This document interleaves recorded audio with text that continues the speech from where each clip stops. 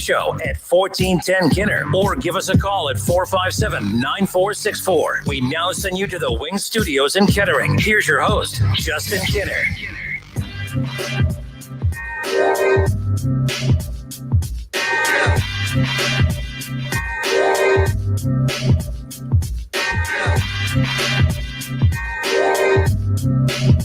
So a bunch of stuff went down right at the tail end of the show yesterday, Kevin. So that means we got to play catch up before we can even get to today's stuff. And today's stuff, it's juicy stuff today, man. I'm here for it. We're going to do something that we normally don't do. We're not going to stick to sports today. I know people get upset, and we listen to everybody and we try to stick to sports. But today it's just too hard, man. We got to talk. People out there are sensitive about that type of conversation. We got to talk about something that means something. Not like the other political stuff. I mean, treating people equally. I mean, come on, we're not going to waste our time talking about that. I mean, that's the stupid politics. We're going to talk about the politics that actually benefit us, and that is giving us our Big Ten football. How about that? No. And also, but by the way, the irony is there big time. You got to admit, folks, Absolutely. For you stick to sports people, I mean, it's going to be a very difficult day for you out there who like to preach the stick to sports when all of a sudden politics might give you your damn football back coming up here this fall. And then I'm a hypocrite too, because part of me is like, okay, I'm kind of excited to have football back, so it's really not that big a deal. Anyways, I hope everyone had a good day. We got plenty to get into. How about this? This news just broke before. The Cincinnati Bengals extend Joe Mixon 4 years, $48 million. So that wraps Joe Mixon up for the next 5 years. I like when teams do this to a certain extent because it makes sense to do it now, even though I'm not a fan of paying running backs. But the Bengals are in a situation to do it. You just drafted Joe Burrow. You got 4 years of Joe Burrow in a rookie deal. You haven't given that max I think that extension talk with AJ Green, depending on what kind of year he has, that's going to put that in question. So we'll get to all that Bengals stuff coming up in a moment. I kind of don't mind it. You have your running back and quarterback now set moving forward. You just drafted T. Higgins, the trio moving forward, the face of the Bengals organization now, as far as the offense goes for Zach Taylor. And again, I don't compliment them often. However, you have to feel good if you're the Bengals a little bit because now you have your core wrapped up. You have T. Higgins for 4 years, assuming that he's a breakout wide receiver star. You know what I mean? So assuming you have T. Higgins for 4 years, you have Joe Burrow for your 4 years, and now you have Joe Mixon for 5 more years, including this season coming up 4 years after that. So good for the Bengals. I'll give them that. We'll get back into that and more. I give Mike Brown a lot of credit for this particular stretch of football. He spent a ton of money. I question some of the talent he brought in.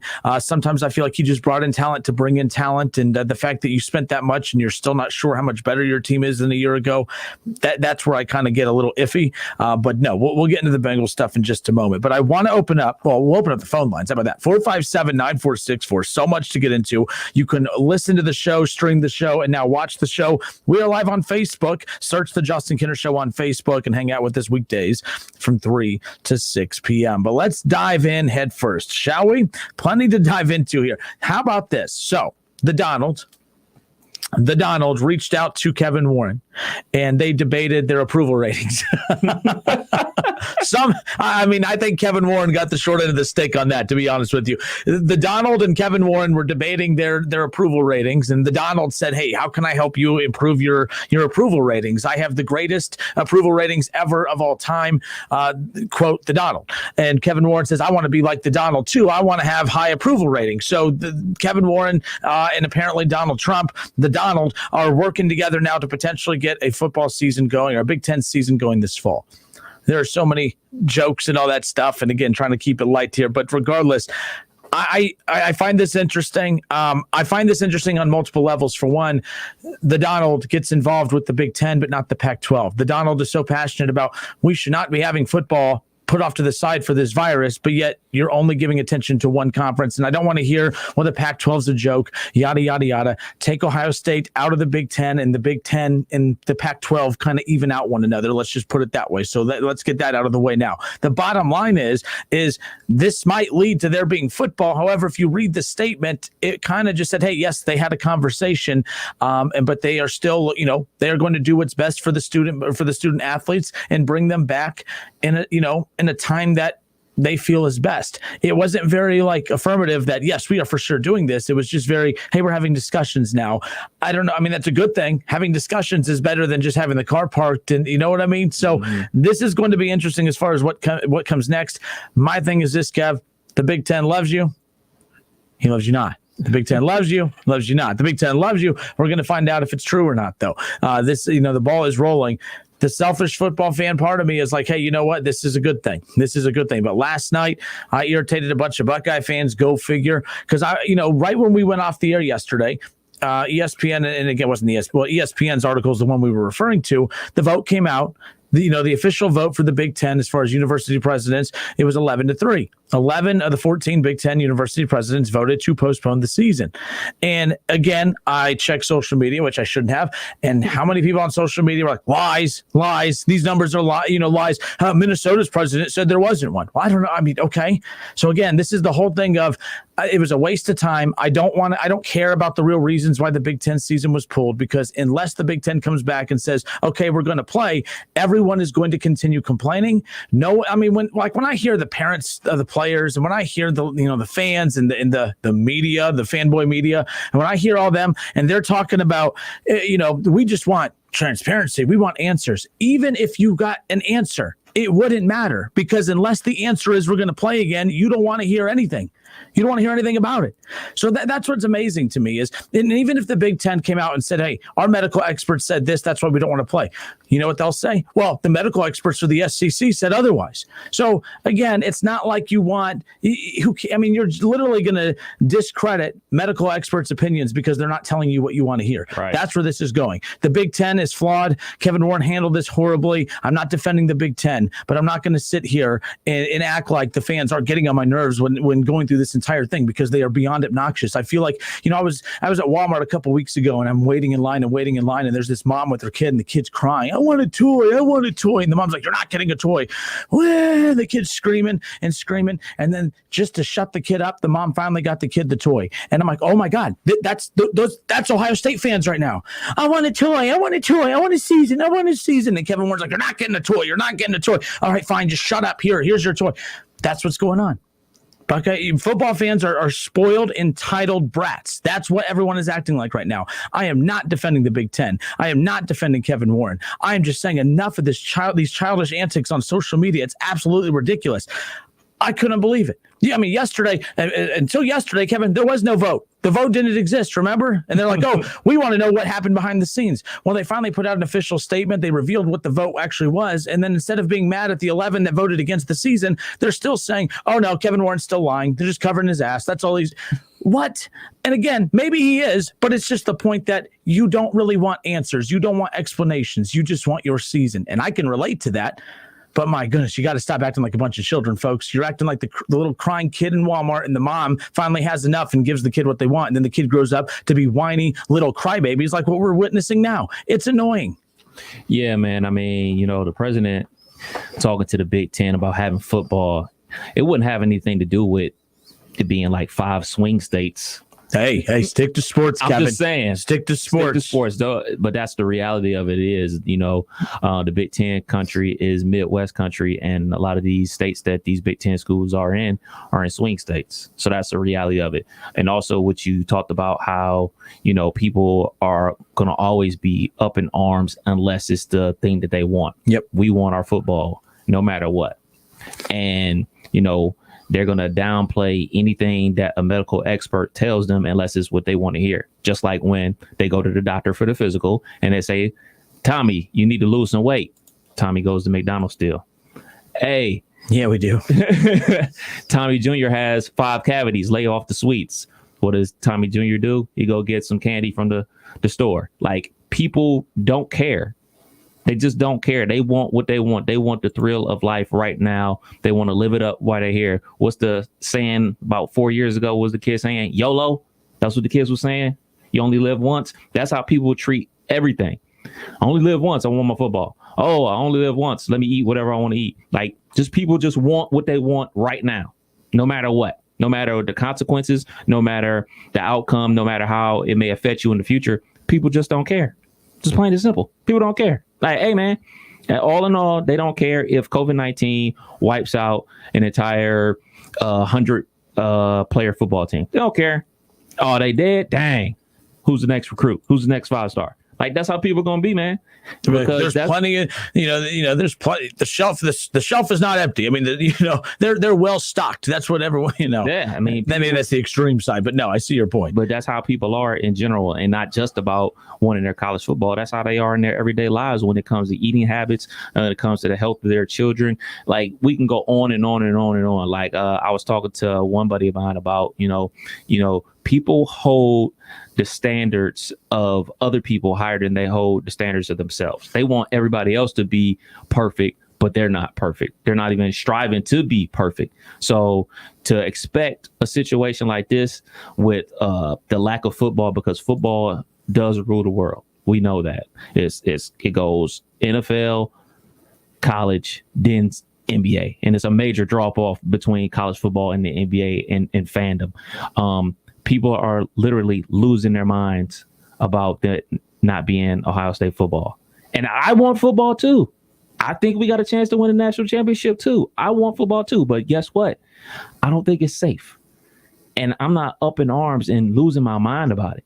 I think that our government has a lot other things to worry about than making sure there's a college football season. But I'll stick to sports. And to be clear, and we're seeing a lot of, everyone else is playing. Pay attention. The defending national champions, LSU, they have 10 players who are opting out of the upcoming season, including the best wide receiver in next year's NFL draft. And that's the defending national champions out of the conference, where it just means more. And I'm not knocking LSU. I'm just saying, when we sit here and act like everything, we're acting as if everyone else that's practicing and prepping for a season isn't experiencing any bumps in the road. That's not true at all. So you could be fighting and screaming and hollering in the line at Walmart right now like a little child, and then you get your season, and then 2 weeks in they pull the plug on it. So that's the thing. And then at the end, is everyone going to say, okay, well, there you go? No, everyone will just be, the SEC is a bunch of crybabies too. That's what's going to happen. Here's the other part of it. And again, I like to point out hypocrisies and everything. Let's do a little role reversal here. Let's say that the Big Ten had been adamant about playing the whole time, and that the ACC and SEC both were sitting out, and now they're trying to come back. For instance, the SEC, Clemson is going to play 11 games this year. They're going to play 11 games, 10 at the least. They could play, you know what I'm saying? So they're going to play 10 games, 11 games. Alabama and the SEC is also going to play 10 games. Let's say that the Donald is able to pull some strings and get the season going by October. So Ohio State's only going to play 8. If I'm Alabama, if I'm Clemson, I have a huge problem with that. I have a huge problem with the Big Ten, who is going to be competing for college football playoff spots, for the other conferences will be playing for 2 or 3 weeks, half a month, a quarter of a month before Ohio State steps foot out on the field. Ohio State goes 8-0. Alabama can go 9-1, and there's multiple 9-1 teams out of the SEC. Well, they're 8-0. Well, that's fantastic. I mean, but they played 2 less games than everybody else, and we had to play the best conference in football every week. You're playing, a college football playoff contender after another. That's the other part of this too. That I'm like, if it was reversed, the Big Ten was having to play 10, and the SEC only had to play 8. I promise you, people would be losing their minds as far as that's concerned. So that's something else that I find kind of strange about this. It's a plus side for the Buckeyes. Don't get me wrong. I mean, that's a good thing. I mean, hey, you only have to go 8-0. They're going to have to go 10-0 if we're talking about the you got to go undefeated usually to remain in the conversation. Of course, You could probably slip up once, depending on who that once is. That's going to be the other wrinkle of this too, because I promise you, those other conferences, they're not going to slow down, and they're not going to take 2 games off their schedules to even everything out. They're going to say, hey, no, we're playing our 10. They came to the party late.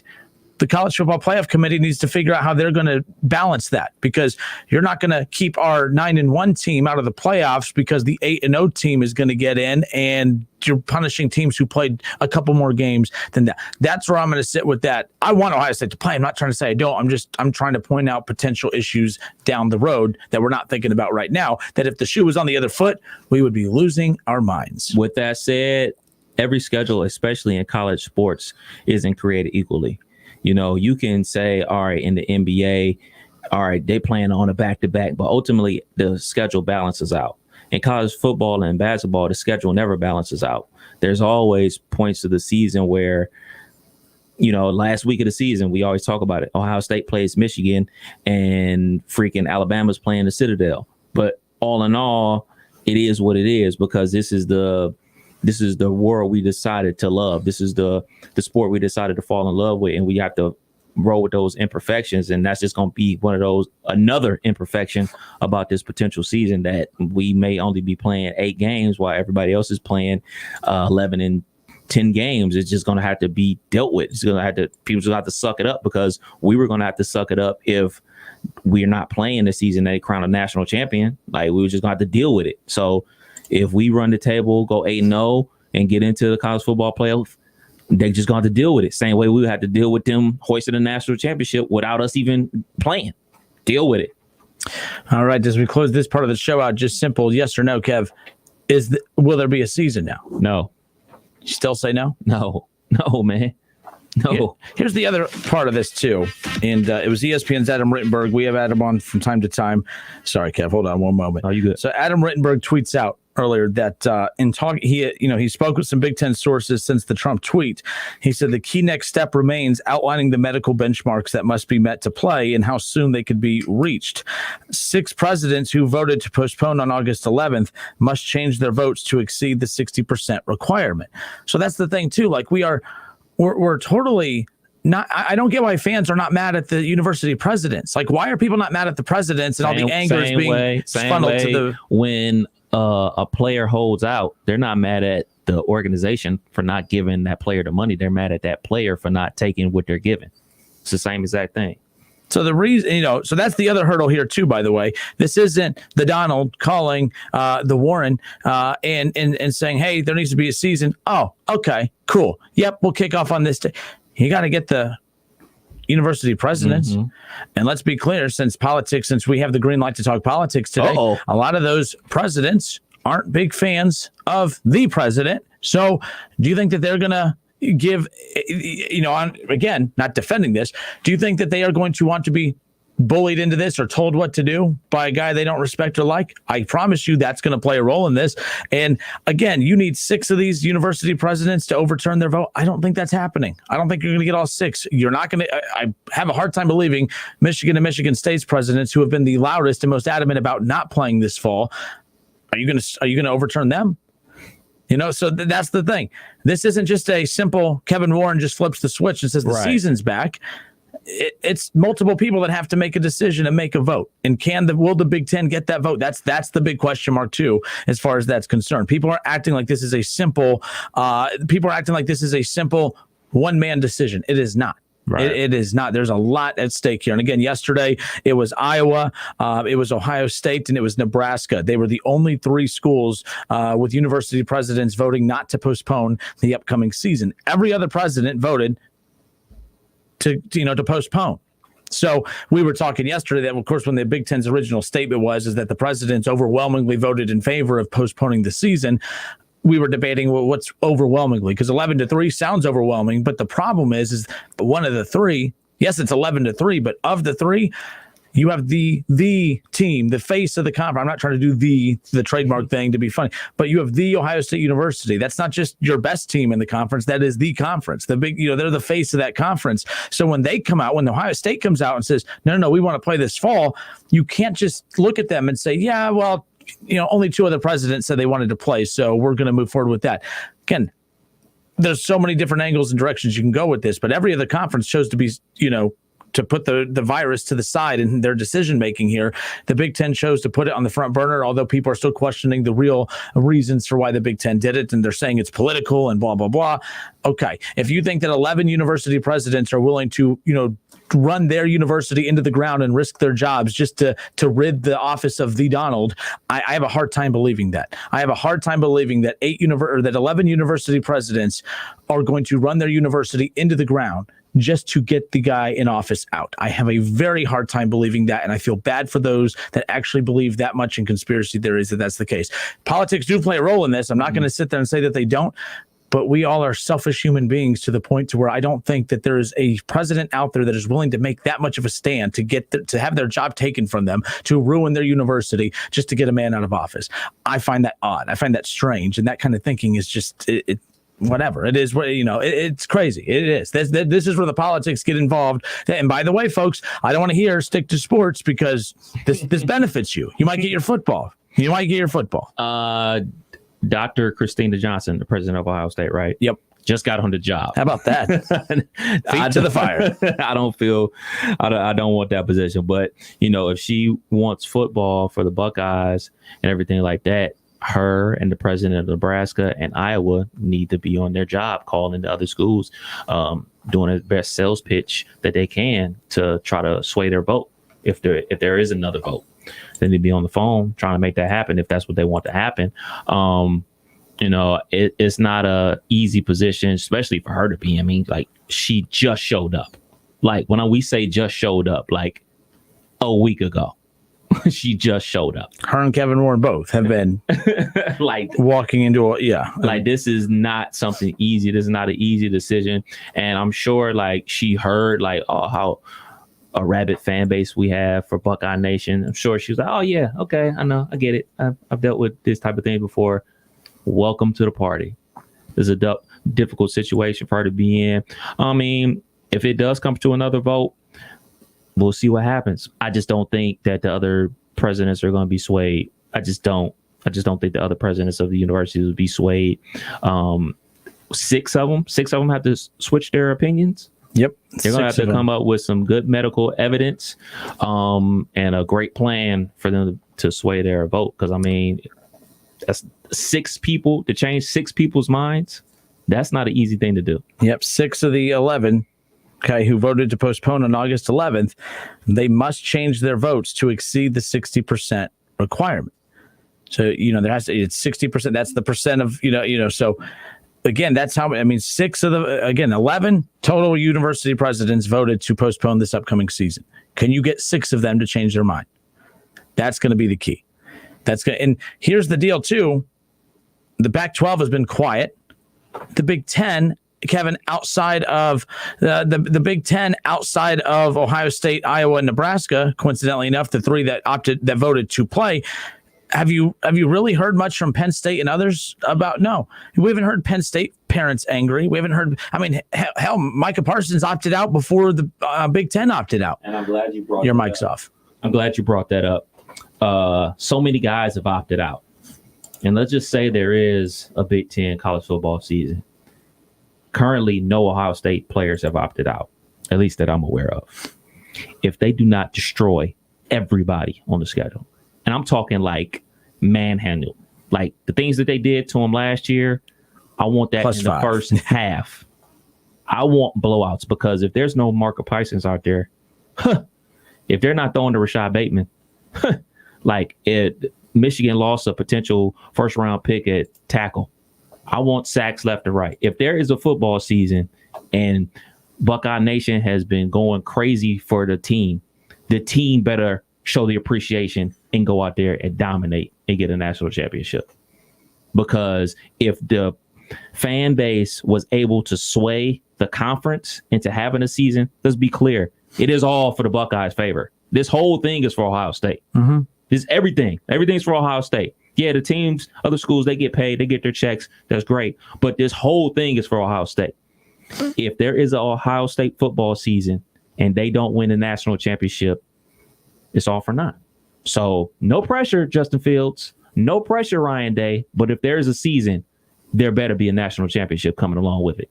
Hashtag, we want a season. Will we have one? That's the big question mark. Folks, just one more time again.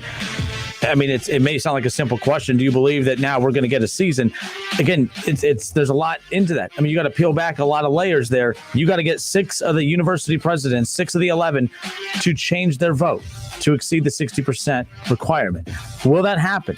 Do you believe there'll be a season? 457-9464, or head to the Justin Kinner Show page on Facebook. Comment in the comment section. We'll be able to interact with you that way as well. More of the Justin Kinner Show with Kev Nash when we come back. Don't go anywhere.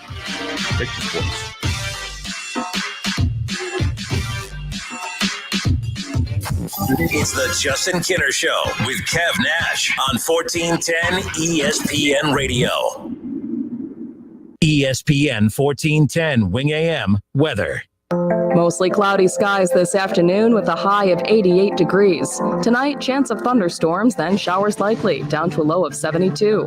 And tomorrow, showers likely with a high of 85. I'm Leanna Ray for 1410 ESPN Radio. Roosters is where you, your family, and friends can order pizza, sandwiches, salads, and more. And the home of award-winning wings that are fresh, never frozen. Our Roosters family would like to thank all of our loyal Roosters guests who have supported us during these challenging times. Without you, we wouldn't have been able to keep our team members employed. We are striving to do everything we can to keep you and our team safe. Find a location near you at roosterswings.com. Roosters, a fun, casual joint. It's the big building material and home improvement auction this Saturday at the Muskingum County Fairgrounds in Zanesville, Ohio. Auction starts at 9 a.m. and sells all day till it's all gone. Don't miss this huge public auction packed full of building supplies from local and national companies. Kitchen cabinet sets, hardwood flooring, carpet, trim, molding, interior and exterior doors, windows, tubs, toilets, and sinks. It's all there. Anything can show up this Saturday at the Muskingum County Fairgrounds in Zanesville. Go to pbauctions.com or follow us on Facebook for photos as the product arrives. It's the summer clearance event at New Carlisle Chrysler. I'm Chris Toby. At New Carlisle, our primary focus is your safety and ours. We are practicing safe social distancing. Probably like you, we hate it, but we are wearing our masks and we are diligently cleaning the dealership. If you're more comfortable handling your sales and service needs from home, we can help you. Visit TobyAuto.com where you can complete all aspects of the vehicle purchase, including financing and trade appraisals, schedule service, or simply get a question answered. Most importantly, stay safe out there. We will get through this together. I'm Scott. I'm a Park National banker and I'm a community board member. At Park National Bank, we believe that we're more than our job titles, and you're more than an account number. Now, bringing our family of community banks together under a single brand name means you get those core values you've always counted on, and more service, more access, and more options. We're all together now at Park National Bank, where you mean more. They can bulge, go bald, wear down, flatten, or be in dire need of replacing. No, guys, it's not you. We're talking about your tires. Let Fat Boys get your car rolling again, safe and sound. Fat Boys carries tires in all makes, styles, and sizes, Including Continental, Goodyear, Michelin, and more. Check out Fat Boys' new location in North Dayton At the corner of Needmore and I-75. or 3050 Springboro Pike in South Dayton. Fat Boys. Your ultimate resource for wheels, tires, service, and accessories. Look for Fat Boys at fatboysdayton.com. Montgomery County Veterans. The Montgomery County Veterans Services Commission is here to serve you. You served your country, and now it's time we served you. You're entitled to various VA benefits as a direct result of your service, to include compensation, pension, burial, and education. Call 937-225-4801 or online at mcvsc.org. The time is now. Come to the old St. Elizabeth Hospital next to the Kindred Hospital, and we'll be there to serve you. That number again is 937-225-4801. It's time for some straight talk. You know what covering your bases is in baseball, right? Making sure you have no holes in your defense. Well, that's the kind of coverage you get with Straight Talk Wireless. And you'll pay up to 50% less than big carriers and still use their same networks. Just $45 a month gets you the unlimited plan with 25 gigs of high-speed data and 2G. No contract, no mystery fees. Fully covering your bases for 50% less. Straight Talk Wireless, only at Walmart. Savings may vary. See terms and conditions at straighttalk.com. Hey race fans, Marty Smith here. Is there a hometown original hero in your hometown who's gone above and beyond in serving your local community during this year's pandemic? If so, Smithfield wants to help you honor them. Share their stories and feature their names on the Smithfield number 10 race car later this year at Martinsville. So whether your hero is a nurse, EMT, police officer, or grocery store worker, nominate them at SmithfieldHometownHeroes.com and upload a 1-minute video that tells their story. Contest ends September 13th, 2020. No purchase necessary. It's time for some straight talk. You know where the full court press is in basketball, right? Full defensive coverage with no holes. Well, that's the kind of coverage you get with Straight Talk Wireless. It runs on America's best networks, same as big carriers, but for a lot less. Just $45 a month gets you the unlimited plan with 25 gigs of high-speed data, then 2G, for up to 50% less than the big carriers. No contract, full coverage, 50% less. Straight Talk Wireless. No contract, no compromise. Savings may vary. See terms and conditions at straighttalk.com. This is the Frells family. They live on a piece of land they call greener pasture, and they work on it behind the wheel of a John Deere 1 Series tractor. With its durable construction and features that hook up to dozens of attachments with ease, no job is too tough. The Frells family runs with us because this is more than just land. It's home. Nothing runs like a Deere. Get a 1 Series tractor for just $99 per month at your John Deere dealer today. For additional cost information, please call toll-free 855-633-2315. Always get your go-to with the new $10 Tastemaker from Pizza Hut. A large pizza with up to 3 toppings for just $10. Choose contactless delivery or curbside pickup at pizzahut.com. Price higher in some locations. Limited time offer. Availability of contactless curbside and delivery areas. Charges and minimums vary. Delivery charge not tip. Hi, I'm Bruce Fabrizio, inventor of Simple Green, the iconic cleaning formula known around the globe. Try a Simple Green product today, and if you're not 100% satisfied, I'll refund your money. Visit us at simplegreen.com. Jay Farner here, CEO of Rocket Mortgage. Making the right financial decisions has never been more important. When you turn to Rocket Mortgage, we can help guide you to those right decisions now when they matter most. Mortgage rates are near historic lows, so now is a great time to call 8338-ROCKET. And if you need some extra money, a cash-out refinance could give you that financial boost you're looking for. Call today at 8338-ROCKET or go to rocketmortgage.com to learn more. Call for cost information and conditions. Equal housing lender. Licensed in all 50 states and MLS number 3030. Staples helps your business go big with everything you need at amazing prices. From office essentials like paper and ink to health essentials like masks and sanitizer. Save big at Staples. All sports, all the time. This is 1410 ESPN Radio. On Twitter, make sure to give us a follow. Search 1410 Kinner for Justin Kinner on Twitter. That's 1410 KINNER. And ESPN Dayton for the station Twitter handle.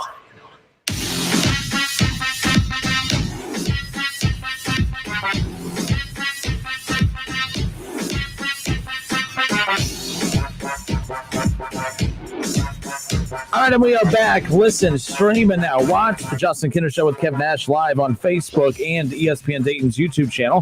Head to Facebook. Everyone has Facebook. So search the Justin Kinner Show. Give the show page a like, and then get notifications every day at 3 o'clock when we hit the airwaves. For those of you at work who can't tune in or can't call in, don't worry.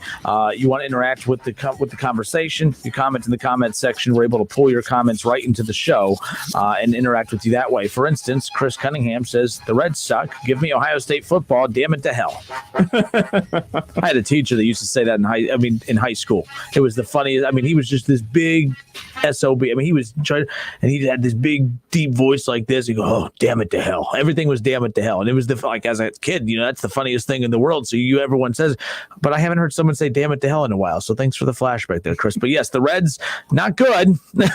Not good. They lose again last night, by the way. They pulled the Cincinnati Reds, pretended to be the Bengals last night on primetime television, on ESPN, and they got smoked. Of course, the score would not indicate that. They made a late rally, of course, and weren't able to put the cherry on top. So nonetheless, they do come away with the loss still, but they did make it exciting at the end. But you look at the Reds right now, 15-20 at the 35-game marker. It's a 60-game season. They would have to go 15-10, Kevin, the rest of the way just to finish at 500. And this is a team that has 3 of the best pitchers in baseball. I know that, Luis Castillo has kind of fizzled out a bit, but come on, man. Like, there's no excuse. I don't want to hear. Moustakas didn't hit a home run the whole month of August. I got a question. I might have an answer. Is it still early? What? In the season? It was early in the season, 2 games in. And after that, that's when it was time. I remember the Reds getting that big win on opening day or opening night or whatever. And I'm like, oh man, this team looks good. They were hitting. Moustakas was hitting, Castellanos was hitting, Votto was hitting right off the bat. Suarez, of course, had a slow start, but the pitching was fantastic. Of course, Lorenzen came in and blew some games early in the year. But man, it is frustrating. They made some moves yesterday. They add a closer. They go and get some depth for the outfield, and we'll talk about that again. We'll see. I think the trade deadline, Kev, was too late. I think they should have moved the trade deadline up. Like, you have a trade deadline with 25 games left. Let's be clear. It's a mad dash to the finish line now, but I just don't know. I don't know. To me, I don't know. It's 25 games is not that many. It seems like a lot, but it's not. Right. Because it's not how many games you have left. It's how many series you have left. Mm-hmm. And realistically, you're not winning 25 straight. You got to start looking at the taking 2 of every 3. Right. That should be, I mean, again, you could expect sweeps, but no one expects sweeps. So it's one of those where, how many times in football we say, well, man, if we could just split, like if the Browns go, man, if we could just split with the Ravens, if we could just split with the Steelers, if we could just split with no, I'm just joking. They don't worry about the Bengals. But if they could just split with you know what I mean? In football, we talk that way. In baseball, it's very similar in regards to, man, if we could just get 2 or 3 from everyone moving forward, I don't even think that's going to work. The Reds are going to have to sprinkle some sweeps in there, and we'll get into some more Reds talk coming up around the corner. But to answer your question, no, it is no longer early. Got it. It's no longer early. The Reds can like David Bell, if you are not in the playoffs this year with that roster, and I don't want to hear, Moustakas is having a down year. I don't care. That's like saying, that's like if you like, for instance, with Steve Kerr, imagine when he had that Warriors team with Kevin Durant and everybody, and I'm not comparing this Reds team to that, but again, it's a team that has a coach or a manager with the roster that has a ton of talent. I'm not saying the Reds should be division champions or nothing like that, but they should be competing for a division championship. Now you're just trying to keep your head above water just to maybe get a wild card spot. That's embarrassing. That is embarrassing. Travko says that this team would be dangerous in the postseason with the rotation. Just find a way to get in. Oh, I completely agree. That's why, a lot of times you'll see those wild card teams in the playoffs every year where you don't really respect them during the season. But the reason that they're hanging around is the reason they're a wild card team is because a lot of times they do have a deficiency that's keeping them from being able to contend for the division title, but they have enough talent. There's something about those teams that just keeps them in the race all season. For the Reds, that's going to be their starting pitching. But the problem is you can't keep getting outings like you got from Disco. You can't keep a lot of question marks about the back end of that rotation. Wade Miley has looked abysmal at times, and then he had a pretty good outing last time. You just don't know what you get. And then I think in the middle, you know what you get with Trevor Bauer, you know what you get with Sonny Gray, and then it's like you got to, Luis Castillo, he hasn't even won a game all season. And he's had some good outings, but he's had some very questionable outings too. And the Reds just don't provide Luis Castillo any run support. It reminds me of the Johnny Cueto days, like you wouldn't believe. Johnny Cueto would go out there, and again, the difference is I don't think Luis Castillo has not had his best stuff this year. I mean, we saw him take that major step last year. I'm not saying he's taken a step back this year, but he has not taken an extra step forward. He is showing a little bit of flaws. But see, that's the thing. We keep hearing about David Bell and this pitching staff, and they get that whatever little pitching group. I already forgot the name of it that they brought in. That was supposed to come in and take this team to that next level. Well, pitching wasn't supposed to be the problem for this team, and pitching's the problem. Technically, run support wasn't supposed to be a problem either when you go get Castellanos and Moustakas, and yet that's the problem too. This team is too subpar for the talent they have on the roster. And I don't like when I hear people say, well, Moustakas has had a bad August. Votto's taking a step back. Suarez isn't having the season he did last year. Again, imagine if if Kevin Durant has a bad year and Steph Curry has a bad year. You know what they do in that sport? They say, well, I mean, yes, it's up to them to have a good outing, but man, what is Steve Kerr doing to put them in position to succeed? And I don't care if people find that to be fair or not. That's the reason every manager has been fired in the history of baseball. That's why every coach is fired in the history of football. We didn't sit there and say, oh man, the Browns, we didn't, a lot of, when it came to the organization, when they fired Hugh Jackson, it was, man, Hugh Jackson, there's talent on this team and he's just not getting the talent out of him. They didn't sit there and say, oh, well, Baker's a rookie. They didn't come up with all these excuses to keep him. They fired him because he was not getting the best out of those players that he should have been. That's just sports. That's not even my opinion. That's just common sense. We had the conversation yesterday, Kevin, about responsibilities of players. Oh, I agree with you. Yes, players should be held responsible. Do not get me wrong. They should. But again, a lot of times my opinions aren't based on what I think should be the issue. My opinions are based on just how sports operate in general. And that to me is where baseball comes in here. David Bell, you don't make the playoffs with this talent this year, and I don't care about any excuses because the Yankees, 13 players on the injured list, the Reds haven't even come close to that. They haven't even come close to that. So there's no excuses as far as that's concerned. I mean, you can look at the Los Angeles Lakers when they had Rudy Tomjanovich from the Rockets. He was a championship winning coach. They fired him because he wasn't getting the job done, and they brought in Phil Jackson because he got the most out of that talent. You can look at what's going on in the NBA right now with Mike D'Antonio. They're on the verge of a Game 7 versus OKC. If they don't win that Game 7 versus OKC, D'Antonio's out of here. Like, the guy that they hold accountable is the coach, especially in sports. So that all eyes are on the bullpen, all eyes are on him for making changes. And when he makes those changes, and ultimately he's the one that's going to be held responsible, because you know what? You can fire the coach. You really can't fire the player, especially in baseball and in NBA, because those contracts are guaranteed. You can cut a guy in the NFL, but it's easier to replace a coach than it is one of your star players that has a big contract. And that's why, it's easy to, to blame the player or to blame the coaches right away. But 457-9464, Justin Kinner, Kev Nash with you here on 1410 ESPN Radio and live on Facebook. Search the Justin Kinner Show on Facebook and tune in that way. So again, when you're watching live on Facebook and of course on the ESPN Dayton YouTube channel, you can comment in the comment section. It appears right in the show. We'll be able to interact with you that way as far as that's concerned. The Reds back in action tonight. Cardinals game 2 of 3, and we'll get into more of that coming up here in just a little bit. But again, the trade deadline, the Reds didn't make any blockbuster deals or anything like that. They did add a closer. They added an extra extra outfielder. From the Angels. We'll talk about all that coming up later on in the program. We're going to get to the Cincinnati Bengals, of course, who added their run game, or who again extend Joe Mixon. I can't tell if they made the right move or not. Like I support it to a point, because when you look at big picture for the Bengals, you have Joe Mixon, you have Joe Burrow, and maybe T. Higgins if he's your replacement for AJ Green, or if you have AJ Green for another 2 or 3 years if he could stay healthy.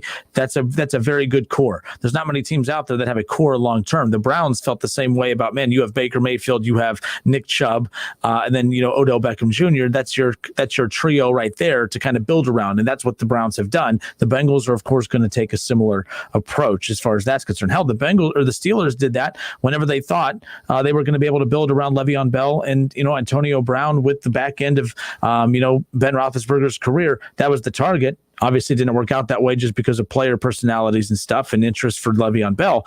But man, it's going to be interesting as we take a look at the numbers and the breakdown of the 4-year contract extension for Joe Mixon. More of the Justin Kinner Show with Kev Nash when we come back right here on 1410 ESPN Radio.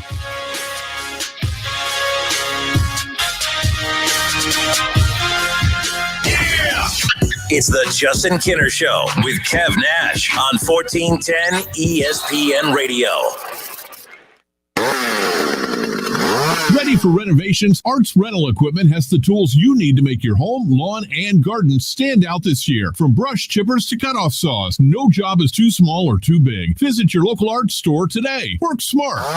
Rent from Arts. Hot rods, muscle cars, classic cars, and imports. You've got to see Cars and Parts Giant Swap Meet event this Friday, Saturday, and Sunday at the Springfield Clark County Fairgrounds. Thousands of vendors and cars for sale this weekend at Springfield Clark County Fairgrounds. Info at ohioswapmeet.com or call 937-376-0111. You gotta see it. You gotta be there. Come on out and see.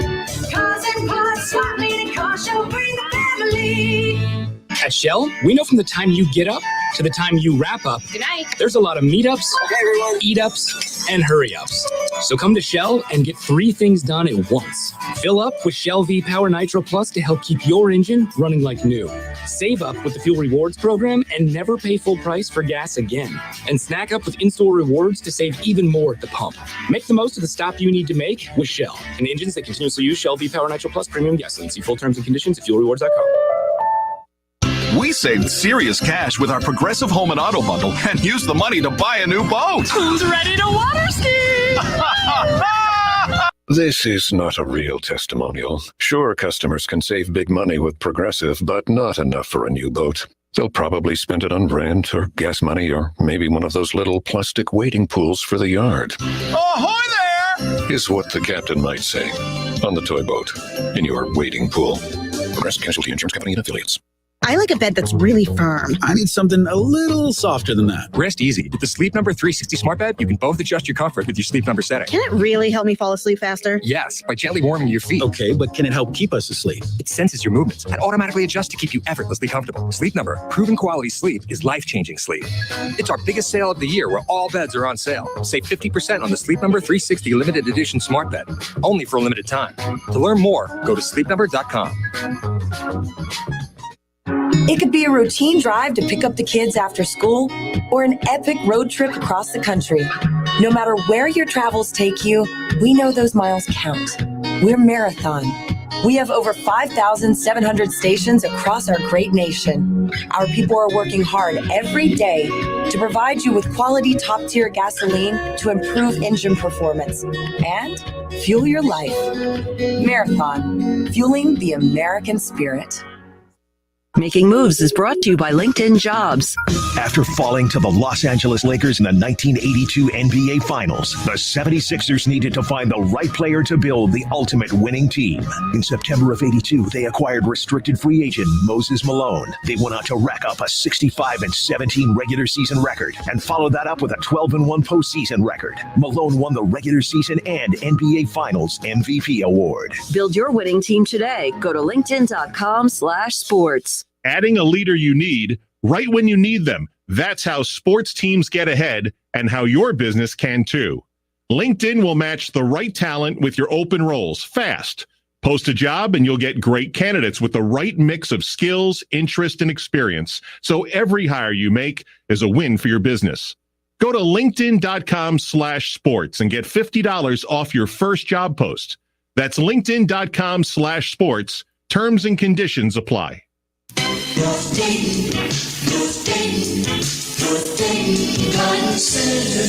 Hi folks, it's me again, and I'm cooking in the sun just like you are. But you know, you can still plant those trees and shrubs right now, and with proper watering, still gain a full summer's growth. We keep our garden center fully stocked all summer long with thousands of good, healthy trees, shrubs, evergreens, perennials, and annuals, because we know that some folks just can't get it all done in the spring. Also, this time of year, there are lots of bargains all over our 6-acre nursery and greenhouses. We have potted rose bushes as low as $14.95, plats of annuals starting at $12.95, and hanging baskets as low as $6.95. We still have a great selection of Rose of Sharon, boxwoods, hydrangeas, and barberry. So come out to 1309 Brant Pike, and remember, we're open 7 days.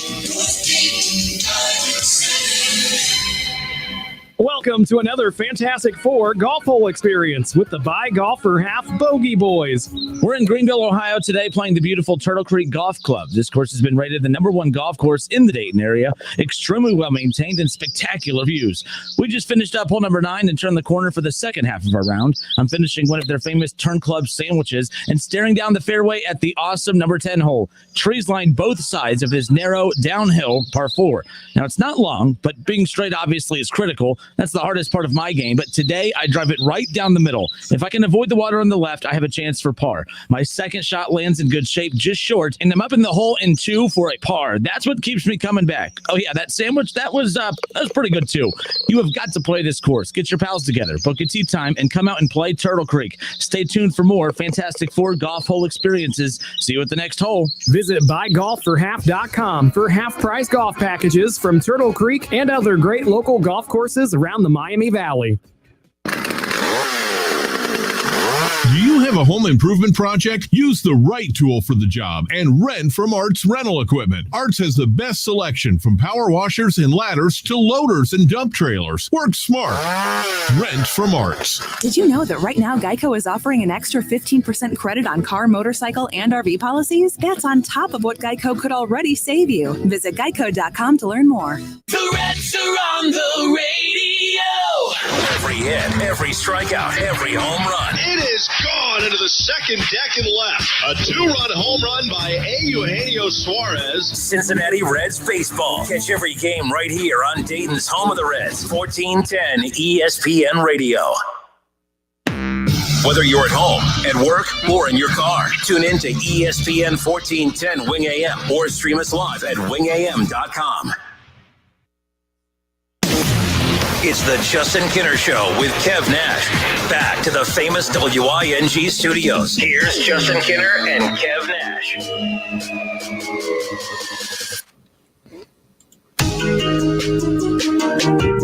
All right, everybody, we welcome you back. It is the Justin Kinner Show with Kev Nash live here on 1410 ESPN. Radio. Coming up this Friday night, it's our ESPN Dayton High School Football Game of the Week, Week 2 of the high school football season. Pair of undefeated teams 2 weeks into the season. Springfield at Centerville, and that's going to be a good one again. Smoot, the quarterback for Springfield. Centerville, of course, Chase Harrison, two of the best quarterbacks in that conference in the GWAC, going head-to-head on Friday night, and we're excited that they are our high school ESPN Dayton High School Football Game of the Week. College Football Hall of Famer Keith Byers and I will be on the call every Friday night for the mini 6-game season. Of course, every team qualifies for the playoffs this season, and right now it's just teams who are just trying to, again, gear themselves up. I don't want to call it a 6-week preseason. Oh, damn. Yawning already. Yeah, a little long. It's before I said, hey, try to impersonate our listeners, would you? And then he just, this big-ass yawn. I mean, you're working too hard. Way too hard. I'm going to talk to your bosses. Let them know. Please do. Yeah, it won't be all on you. You're good. You're good. You're good. But yeah, so we're looking forward to that again coming up week 2. But no, every team makes the playoff, Kev. You're not playing for playoff points. Last I heard, some conferences aren't even doing a conference champion. I don't have that. I should have that answer, and I don't. I don't know. I don't think the GWAC's playing for a GWAC championship. I don't think you can. How can you play for a championship not everyone's when everybody's playing? So, they probably have announced that, and I just haven't caught that. I know quite a few conferences have announced, hey, we're not, we're just this. Here's your schedule. We're not playing for a conference champion. Playoffs week 7. So it's like a mini 6-week, or it's not mini. I guess it's a much bigger preseason technically, because you're not playing for anything other than just getting wins. But that's a big deal. You want to take momentum into the playoff. You know what I mean? Like, you don't want to lose 3 straight heading into the playoff, although it will feel like a different season at that point. But nonetheless, it's a very different situation. But you wouldn't believe that those kids aren't playing for a conference championship or not playing for playoff points. They're out there, playing their butts off. So we're looking forward to that again, week 2 of the ESPN Dayton High School Football Game of the Week. We're live on Facebook, live on Twitter, live, of course, on YouTube. Search the ESPN Dayton YouTube channel. Of course, on YouTube, subscribe to that, and then follow the show on Facebook, The Justin Kinner Show on Facebook, and tune in and interact that way. Travco has a question about the Reds, Kev. He says, do you think Bell gets a longer rope than Dusty or Price because of his last name and its history with Reds baseball and baseball in general? Oh, boy. That's going to be, I can't tell because the Castellini, we know that, Bell works in the Bell's dad works within the organization. That's obviously going to give him more time. I think that's going to give him a little bit more shelf life than most. But again, how awkward is that in that front office right now? Because I don't think that the Castellinis are ready to fire David Bell right now at the moment. But I think the first time that conversation is going to become real is at the end of the season if they don't make the playoffs. He's going to get another full season if they don't make some kind of big jump next season, when you're going to have guys like Lodolo, Hunter Green, Tyler Stevenson. You have a lot of really good players in the system that have yet to even make their debut with the Reds. Hunter Green, I still think, was always going to be a year away to begin with, coming off Tommy John surgery last year. He was going to spend a full year, whether it be at AAA or whatever this season if things were normal. Lodolo, they just drafted him. Of course, he had some good looks during the spring. Very big kid. We interviewed him at Reds Fest.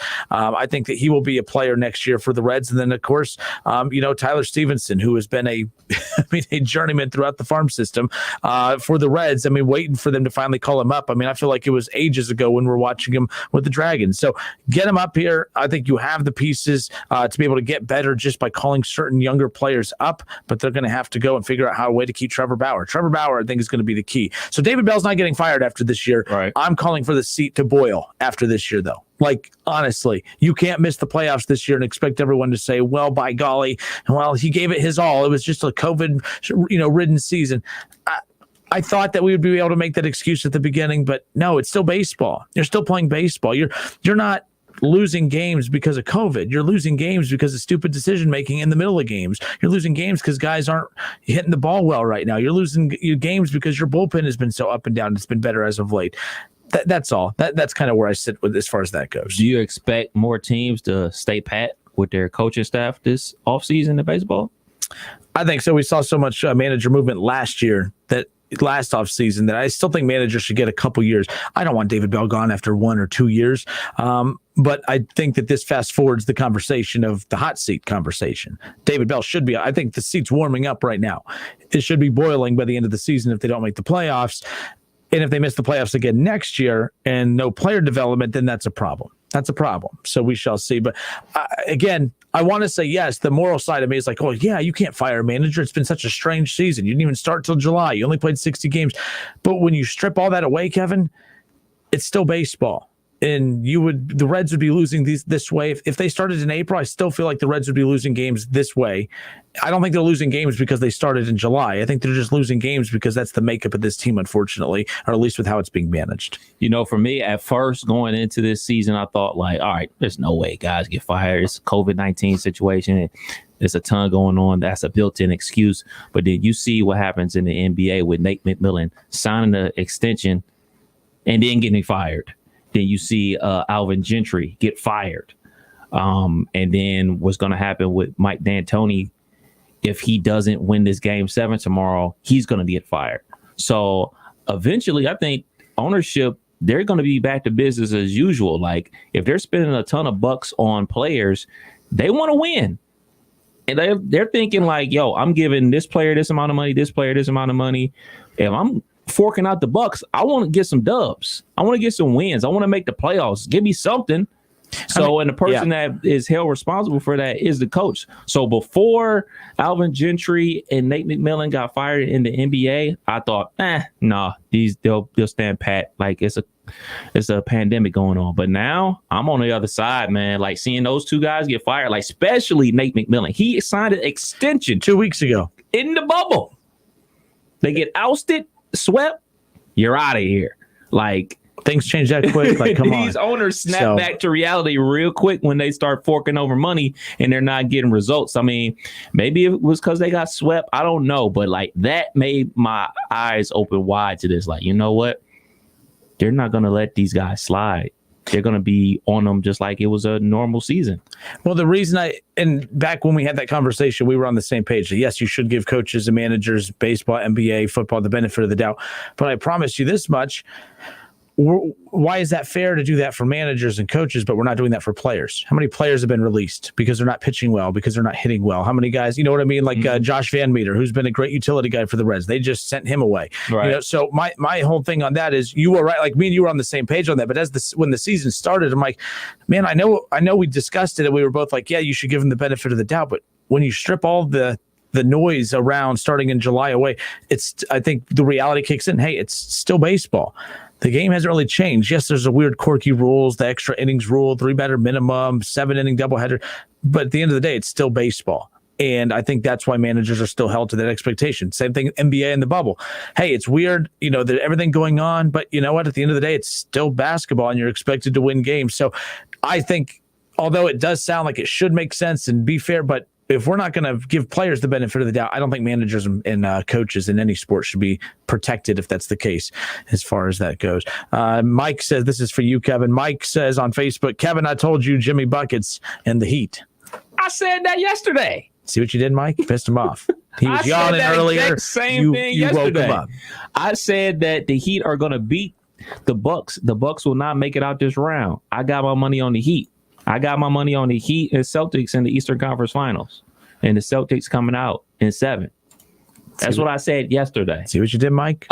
Because the Heat have 3 guys that can guard Giannis. You can go with Iguodala, you can go with Jimmy Buckets, and you can go with Bam Adebayo. Those are bam, bam, bam. You got 3 guys that can guard him, and the Bucks are terrible on 3-point defense. And the Heat were second in the NBA and made threes. I'm going with Hero, baby. Yes. And Duncan. So not Tim Duncan, no. Absolutely. And again, I'm ready for this Rockets and Thunder series to wrap up so we can watch the Lakers again. I mean, I'm who do you want to win that series? The Rockets. The Rockets concern me more, but those are good games. Right. I want to see James Harden versus LeBron. Westbrook versus LeBron. I mean, Chris Paul versus LeBron, that's fine, but the Thunder, I don't know. Okay. I don't think it's that sexy of a matchup. It's not. But you know who's going to win that game versus the Rockets and OKC? The Thunder, probably. Yes. That's what you're about to say. Absolutely. I say the Rockets. See, Mike, I'm with you. Kevin don't know what he's talking about. Because Chris Paul is better than both of them, man. I don't care how many triple doubles Russ gets. I don't care how many step back travel threes James Harden gets. in crunch time, which was last night, in the last 5 minutes, Chris Paul took control of the game, scored 10 points, had 3 steals, caused 2 turnovers by Russ. I'm rolling with the better guy, dude. I'm rolling with the better point guard. So you're rolling with Russ then? Because here's the deal. Of course, James Harden and Russell Westbrook are tired at the end of the game. They're tired from MVP trophies they're carrying around. Chris Paul, it's been light packing for him. Okay. The only thing he's packing is his suitcase because he's been traded all. He's going from team to team the last couple of years. No, he's tired because he's counting all that money, getting paper cuts. Yeah. Hour 1 in the books. Hour 2 coming up again. Charles Tackett on Facebook says, "What type of offer was Clowney presented from the Browns?" Man, what was that money too? Because they were going to make him. They offered a 1-year deal. It was a 1-year deal. They offered him, I think, if I'm not mistaken, it was anywhere between 15 and 18 million. And yeah, Jadeveon Clowney's still not with the team. The season kicks off in 12 days. 12 days the NFL season tips off. Jadeveon Clowney not on the roster. Yeah, that's crazy to me. The Browns, I think, still looking to make a move defensively. They're going to have to. I just don't know if the defensive line. I just don't know if the Browns are so passionate about improving that. I'm worried about linebacker. I'm worried about secondary. Hey, you have a nice pass rush. That's fine. But again, they throw it, get rid of the ball quickly. Who's going to stop them down the field? That's what I'm concerned about with the Browns. So we'll get into more of that coming up as far as that's concerned. Let's talk some NFL now. The Cincinnati Bengals extend Joe Mixon 4 years, $48 million. That now wraps him up for the next 5 years. You have Joe Burrow for the next 4, at least under the rookie deal. You have Joe Mixon. You have T. Higgins, Tyler Boyd for a couple more years. A.J. Green still again discussing that what an extension for him would look like. All that's going to be about whether or not he could stay healthy and play in 2020. The Bengals offensive core looks pretty solid moving forward, and they just locked that up for another couple of years. Was it smart? Bengals fans, are you happy with the Bengals giving an extension to Joe Mixon? We'll discuss when we come back as we kick off hour 2 next.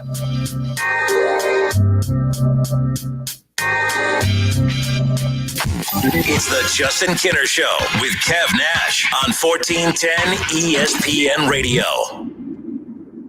WGU is different than any other university.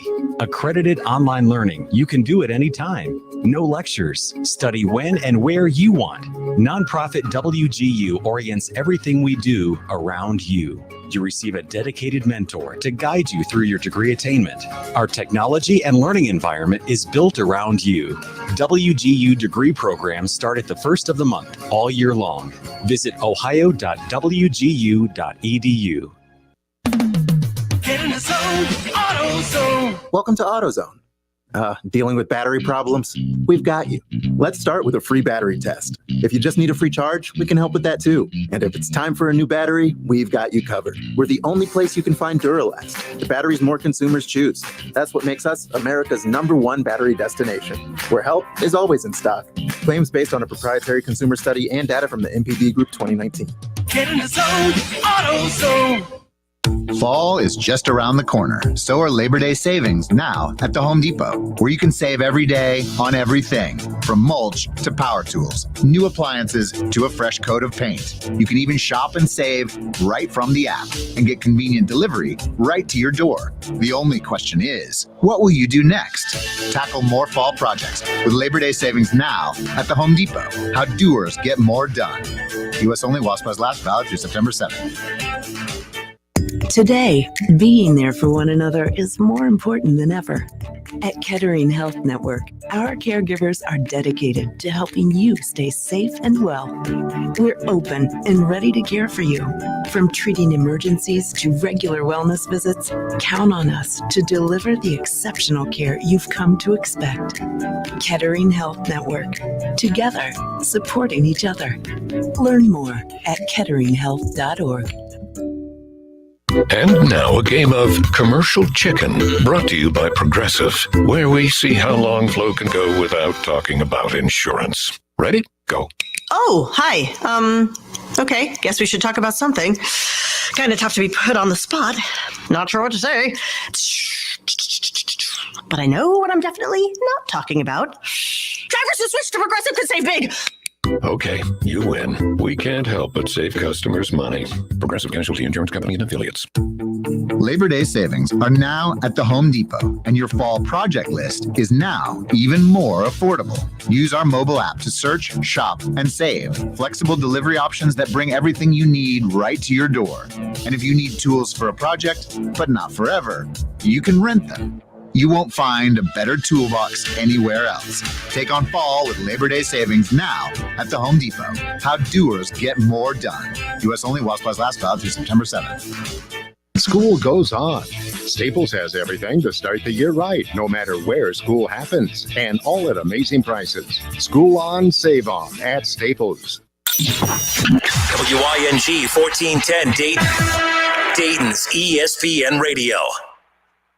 It's the Justin Kinner Show, live here on ESPN Dayton, 1410 Wing AM. Tweet the show at 1410 Kinner or give us a call at 457-9464. We now send you to the Wing Studios in Kettering. Here's your host, Justin Kinner.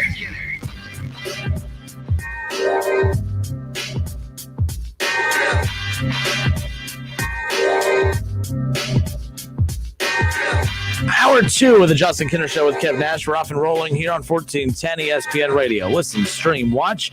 Listen at 1410 Wing AM. Stream at wingam.com. And, of course, you can watch us as we are live every day on Facebook from 3 to 6 p.m. On Facebook, search the Justin Kinner Show. Follow, like the page, and, of course, tune in every day. Of course, you can comment in the comment section. The chat is always open. We'll be able to pull your comments into the show and interact with you that way for those of you who are at work or out and about and can't call in to the show. Stream the show at wingam.com, and then of course across the socials as well at ESPN Dayton on Twitter, Facebook as well. So make sure you take advantage of that. Jam-packed first hour. Of course, we opened up right away with the news today. Again, everyone that likes to say, hey, stick to sports. I don't like when politics I don't like when politics overlaps with sports. Well, today I think you're a bunch of hypocrites because today politics is definitely overlapping with sports. And don't worry, nothing silly like, police brutality or anything like that. We're nothing silly and stupid like that. We're talking something really serious like Big Ten football. Like politics, we're allowed to talk politics and sports when it overlaps with Big Ten football. But my goodness, when we just try to get people to stop killing unarmed black people, my God, it's like, oh, we can't. Hey, easy. I just want to hear about the Bengals extending Joe Mixon. I don't want to talk politics. I don't want to talk about equal rights for people. I mean, that's not what sports is for. No, I don't care. No politics. Oh, what's that? President Trump was trying to get the Big Ten season back. God bless America. America, MAGA, yeah, go Big Ten. Woo! It's been a funny day. As far as that's concerned, as far as the hypocrisy goes. But regardless of the political side of this, I'm just glad that there is conversation now back to leading the Big Ten to kicking back off, hopefully this fall. There are a lot of hurdles, though. There are a lot of hurdles. If you ask me right now, do I think that there's going to be a Big Ten season? I hate to say no, but I think I'm going to roll with still no. I still think there's too many hurdles because the Donald can, push his weight around all he wants, and Kevin Warren can all of a sudden try to have the conversations once again. But let's be honest here. Yesterday, we got a very important answer in a lot of the questions that were being asked. Again, people wanted to know the science and the medical reasonings behind why the Big Ten opted to postpone, but they also wanted to know the true vote. They wanted to know exactly what went on behind closed doors, what went on behind the scenes when it came to the vote for the Big Ten. Well, it came out yesterday in an official release that of the 14 Big Ten programs and universities, 11 of the 14 school presidents voted to postpone. The only 3 programs that voted to play this coming fall season was Ohio State, no surprise there, Iowa, and Nebraska. Very strange trio of teams. Like if I had to guess, like you would think it would be like the power teams, the teams that are playing, you know what I mean? Like no disrespect to Iowa or Nebraska, but no one has them circled as a sleeper college football playoff pick. Right. So no disrespect to them, but it did kind of surprise me a little bit as far as that's concerned. But nonetheless, those 3 programs voted to play. 11 of the 14 voted not to play. All right. They voted to postpone. So that came out yesterday. People weren't satisfied with it. They still think that they're lying about the 11-3 and yada, yada, yada. The bottom line is that this is not a simple Kevin Warren decision, folks. The Donald can't just call Kevin Warren and say it's going to be a tremendous season, it's going to be a tremendous fall, you're going to play greatly. Okay, yeah, I don't care how many the Trumpisms. I know he has his go-to lines. Okay, I don't care what he says to Kevin Warren, unless you get 6 of the 11 presidents who voted no to overturn their vote. It doesn't matter. Kevin Warren can't just say, "Okay, we're playing football." You have to have the support of over 60% of the university presidents. So are you, of 11, are you confident? Is Kevin Warren confident? You Big Ten fans, are you confident that Kevin Warren is going to be able to convince 6 of the 11 presidents who voted to postpone? Are you confident that he's going to be able to overturn them? I don't think so. That's the hurdle here. There's a lot of stuff going on behind the scenes as far as what they're trying to do to expedite that, as far as like some of the medical concerns. I'm kind of interested as far as that goes as well. This comes from the Dan Patrick Show, Kev. The Dan Patrick Show says from a source, Dan Patrick says from a source, and this came out about an hour ago, that if the conference can pass updated safety measures and procedures, the Big Ten is targeting October 10th to start the football season. So again, you start on the 10th. That gives the Buckeyes and the Big Ten 8 games. As I talked about earlier, a problem I see developing come college football playoff time is when the committee is trying to decide who gets in and who gets out. If let's say Ohio State slips up along the way and loses a game, and they finish the season at 7-1, but you have a 9-1 SEC team or a 9-1 ACC team, or the Big 12. Let's say Oklahoma is not, at 9-1. Are we going to really, Ohio State, those other schools and programs are going to say, hold up, we're being punished because we had to play more games than Ohio State. So that's where I see those problems. But you know what? If we have those problems, that means that's a good thing, because that means we got that far into the season to even have that conversation. My point is with everything going on, do I feel like with everything that has happened today, to at least have the conversation again, to go back to the table to discuss football in the fall for the Big Ten? I'm excited that they're at least talking about it, but I'm not going to get my hopes up. I still feel like there are way too many hurdles to pass here, and I really don't. I don't want to get too deep into the political side of this, but 11 of those university presidents, you need them to change their vote. 6 of the 11 need to change their vote because of the man that is pushing this on the Big Ten. I feel like realistically that can play a role as well, because politics does play a role in this, whether we like it or not. And I think that because a certain individual is involved in this, I don't think that's going to really motivate 6 of the 11 university presidents to say, oh, you know what? I'm doing my American duty to overturn my call here. God bless America. Here we go. Let's play some football. There's way too many hurdles here, folks. I just don't see it. I don't see it. I want to see it. I just don't. It's a lot of hurdles, but what I want to focus on is, who do you call? Ghostbusters.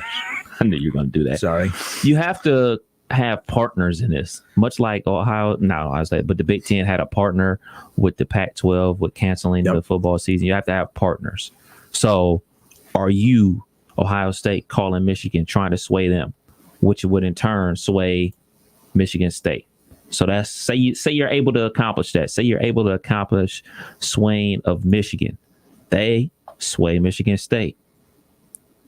Ohio State's able to sway Penn State. Hey, man, y'all got a chance. Y'all got a really good team. You're able to sway Penn State. Who is Penn State's dancing partner? They don't have one. They don't have anybody to sway. The team that they would align with would be Ohio State. So they don't have anybody to necessarily sway. So, all right, you look at Iowa. Who can they sway? Well, everything that's about Iowa, you think about Iowa, is all about Iowa State. Guess what? They're already playing, and they don't play in the Big Ten. So you think, all right, how can we convince Rutgers? Basically, you push a 3-man weave on Wisconsin with Ohio State, Iowa, and Nebraska. Let's say you're able to convince Wisconsin. That's 4. You just need 2 more. Who's going to be the other 2 schools that you can convince? Because you can talk me into believing that Michigan, Michigan State, Wisconsin, and Penn State will flip their vote. You can convince me that. Can you convince me that the quote unquote nerd school of the Big Ten is going to change their mind in Northwestern? I don't think so. Can you convince me that Rutgers, one of the hot spots in the United States, is going to change their mind? I don't think so. Indiana, Maryland, Illinois, Minnesota, Purdue, It's up to them. You got to get 2 of those. Yeah, they can get Minnesota. Minnesota's been they're one of the few schools outside of Ohio State, Nebraska, and Iowa that have voiced their displeasure with Kevin Warren. So I think they can get Minnesota back on board. So boom. So that's at least 5. +1. So let's say you're able to get them. That's 5. You got to get Purdue, Maryland, Indiana, or Illinois to flip. And again, I think Indiana, Purdue come as one. You talked about the partners. Yeah. So you get one to flip. I think you can get both because I think anything going on, in that state around them would impact both the same. You have a lot of those schools that have other college programs similar, like, Penn State, Pitt, but Pitt clearly not a part of the conversation as far as that goes. But the partners. So again, I think Indiana, Purdue is a 2-for-1. So that could help the Big Ten. Again, if you're just tuning in, it's not as simple as the Donald calls the Warren and says, "Hey, you need to have a season. I have I'm running for I need my second term, so you need to play football this season." Okay, it's not like Kevin Warren's going to say, "Oh, okay, cool. Yep, we're playing again." It doesn't work that way. Kevin Warren has to go back to the table with the university presidents. 6 of the 11 presidents who voted to postpone, they have to convince them to flip their vote. So that's where I see this. This isn't Kevin Warren has botched this, don't get me wrong, but at the same time, this isn't a simple fix for Kevin Warren. And why, and a lot of pressure is being put on Kevin Warren, but again, this comes down to, and everyone last night was ripping me. I can't believe you actually think that this was as simple as a vote. Actually, it kind of is. You have 14 university presidents. You need 60% vote one way or the other to get, to go with either side. 60, way more than 60% voted to postpone. Right. It kind of is that simple. You want to talk about the medical stuff, all that, fine. You can question that. I wasn't justifying or defending that. All I'm saying is that to sit there and act like the vote doesn't matter, it kind of does. Right. 11 of the 14 voted to postpone. That's the only thing going in Kevin Warren's favor is that he has to do. He works for the presidents. He doesn't work for the president. He works for the presidents, the university presidents. He works for them. And as much as I'm sure, Ohio State, yes, is a big player. They're a heavy hitter. But let's be clear. 11 of the 14. He is the Big Ten commissioner. He has to abide by all 14 universities. 11 of the 14 voted to postpone. He works for them. He's made mistakes. But again, this isn't all on Kevin Warren. Why isn't the anger being pointed towards a lot of the schools that have voted against it? Why are we not just as angry at Michigan and Michigan State and everyone else as we are Kevin Warren? Because honestly, Kevin Warren, he could provide you with the best medical expertise out there. Let's say he provided enough medical expertise to show you that you shouldn't play and that the 14 university presidents said, "Oh, screw that, we're playing anyways." He would have to play. Right. Like it would play either way. Like, do you see what I'm saying? Like, even if there was enough medical evidence to say, "Hey, it's way too dangerous to play," and then he brings that medical evidence to a meeting with the 14 university presidents, and all 14 university presidents say, "Yeah, I know it's dangerous, but our kids signed waivers, and we're okay with coaching during this, so we're going to play anyways despite the risk." Kevin Warren's going to say, "I don't think that's smart, but hey, I work for you guys, so fine." There we go. Like, that's the thing. This isn't a one-man show. It's a one-man blame game, but it's not a one-man show as far as that goes. Got a long road to go. Outside of convincing the other schools, you got to come up with new procedures for that October 10th start date. So they got a long road ahead of them. All right. Jeff McFerrin on, and if I said your name wrong, I'm sorry, Jeff. I at least got the Jeff part right. That's all that matters. Again, we're live on Facebook. Go to Facebook, search the Justin Kinner Show, tune in live, and leave your comments about what we're discussing there, and we'll be able to pull it into the show. Jeff says, "I don't think Ohio State only playing," again, this is to my concern earlier, if the Big Ten did kick off on October 10th, they would only play 8 games, but the ACC and the Big 12 and the SEC would all be playing 10, I think Clemson, I counted 11 games, if I'm not mistaken. So that could be a concern. If every one of those other teams are playing 3 more games than Ohio State, that could be a problem come playoff time. Again, if Ohio State's undefeated, it's not a problem. But let's say Ohio State stubs their toe along the way, which they shouldn't. But if they do, that's going to play a huge role in when the committee's like, well, yeah, they're 7-1. They only played 8 games. There's 9-1 Auburn, who's also on the verge of making the playoff. I think we got to give it to them because they played more games. So Jeff says, "I don't think Ohio State only playing 8 games will matter if it comes to that. They will all be league games, no Sister of Mercy scrimmages, BG, Toledo, etc." That's fair. You would be playing everyone within the Big Ten. You're not going to have the MAC. What are you talking about, Jeff? They had the MAC champion last year. the MAC champion. I mean, why would you question? No, I definitely know what Jeff's saying is, yes, technically. So we're going to, that's a good point though, because if they did play 10 games and added non-conference games, we're talking a Bowling Green and Tulane. Let's just throw two random schools of the Bowling Green and Tulane. Do you mean Ohio State whooping up on those two teams? That's going to be the tipping point. So I guess that's a good point, Jeff. You swayed me. It takes a lot to sway me, but you know what? You swayed me on that one. 2 extra games for Ohio State would only mean playing 2 crap teams that really we didn't even need to see them play. I always say there's some teams I don't need to see them play somebody to know there's somebody. That's kind of the Buckeyes here in 2020. More of your Facebook reaction. Again, I know. Let's talk Bengals. I promise. That's what we're doing next. I just keep getting sidetracked with more developments on social media that come from this and your reactions as well. We'll be back in a moment. More of the Justin Kinner Show with Kev Nash. We're talking Bengals and Joe Mixon's extension next.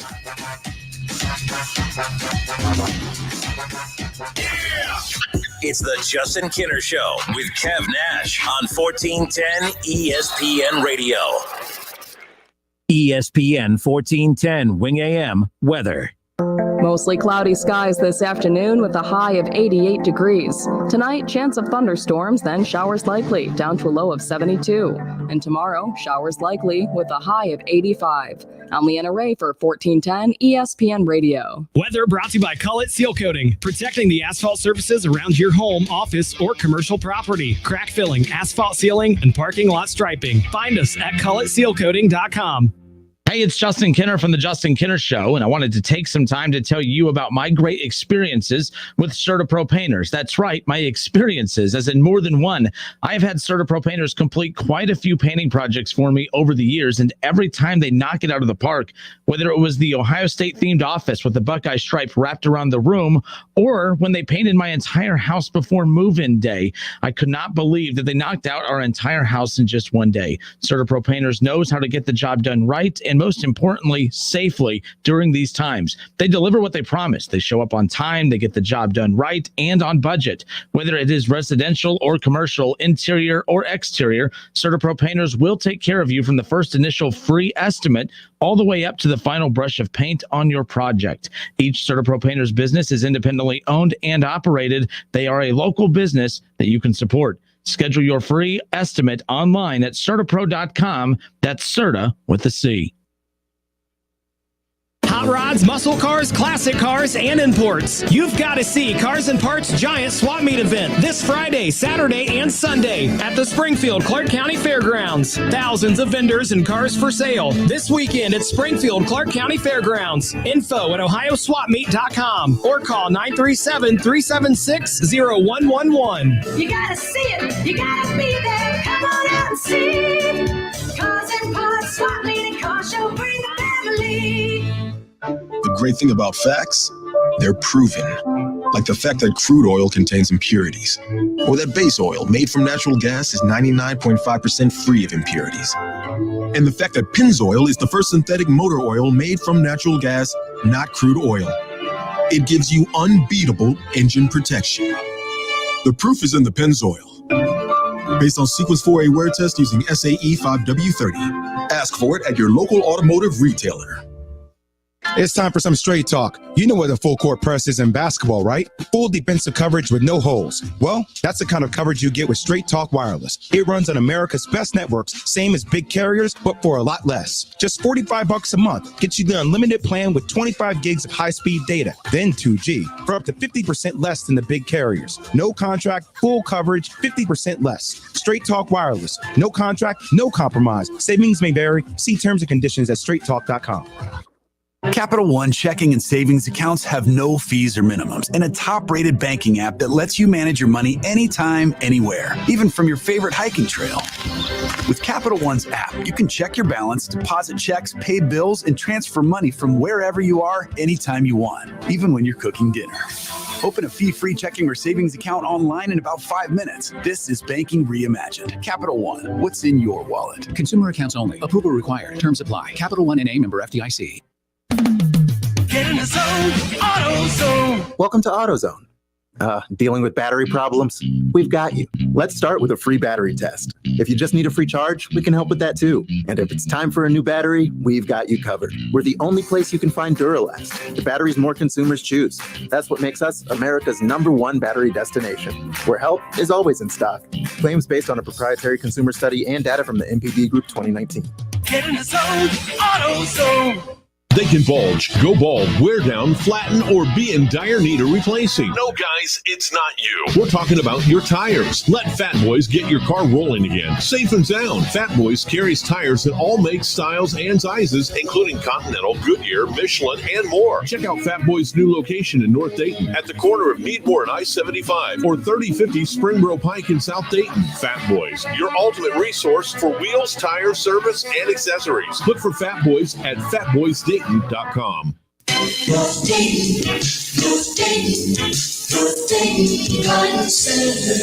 Hi folks, it's me again, and I'm cooking in the sun just like you are. But you know, you can still plant those trees and shrubs right now, and with proper watering, still gain a full summer's growth. We keep our garden center fully stocked all summer long with thousands of good, healthy trees, shrubs, evergreens, perennials, and annuals, because we know that some folks just can't get it all done in the spring.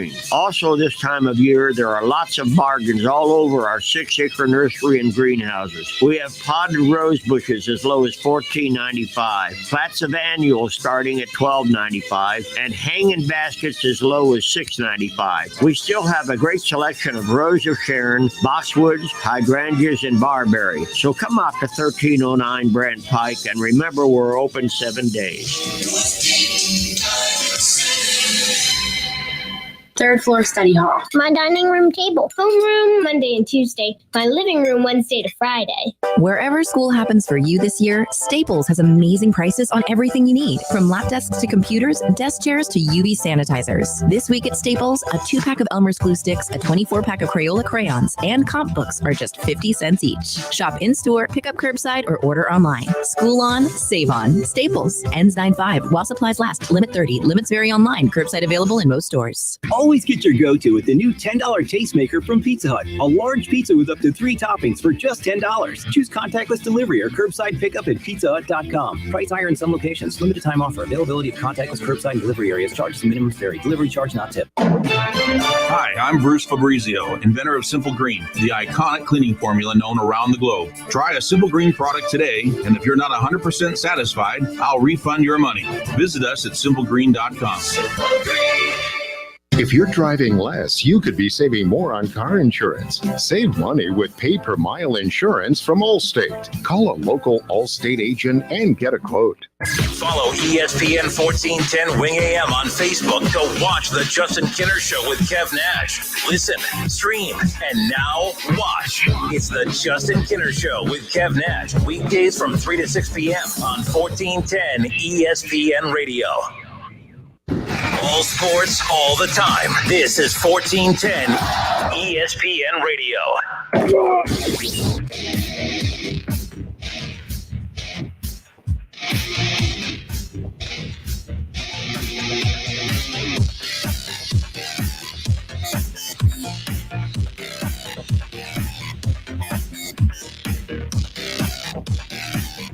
All right, and we welcome you back. Justin Kinner, Kev Nash with you here on 1410 ESPN Radio. Quick question, Bengals fans. Did you know that Joe Mixon was sitting out of camp as of late?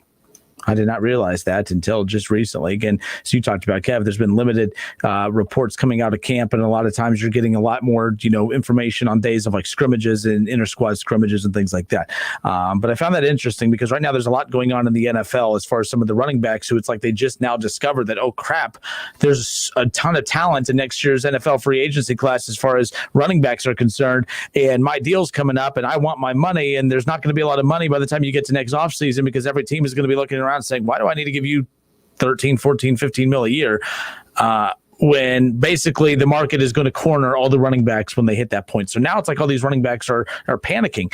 You look at Dalvin Cook with the Vikings, who, of course, I wish, he would have just stuck to his guns coming in. He ended up being a dummy and coming back and reporting to camp and all that, and he doesn't have a deal right now. Joe Mixon sat out of camp recently, according to Zach Taylor, because he had migraines. Okay, you missed an entire camp because of migraines. He didn't speak to media the entire camp, which just ended this past Sunday. And then magically, a couple of days later, Joe Mixon and the Bengals have this deal done. Now, I'm curious, Bengals fans, your thoughts on this deal getting done. Is it a good or a bad thing? I think right now Bengals fans are trained that any time that Mike Brown kind of wakes up from his nap and decides to spend money, that it's usually a good thing, because at least it shows that, hey, he is still there somewhat. This is one of those things where I think there's two sides to this.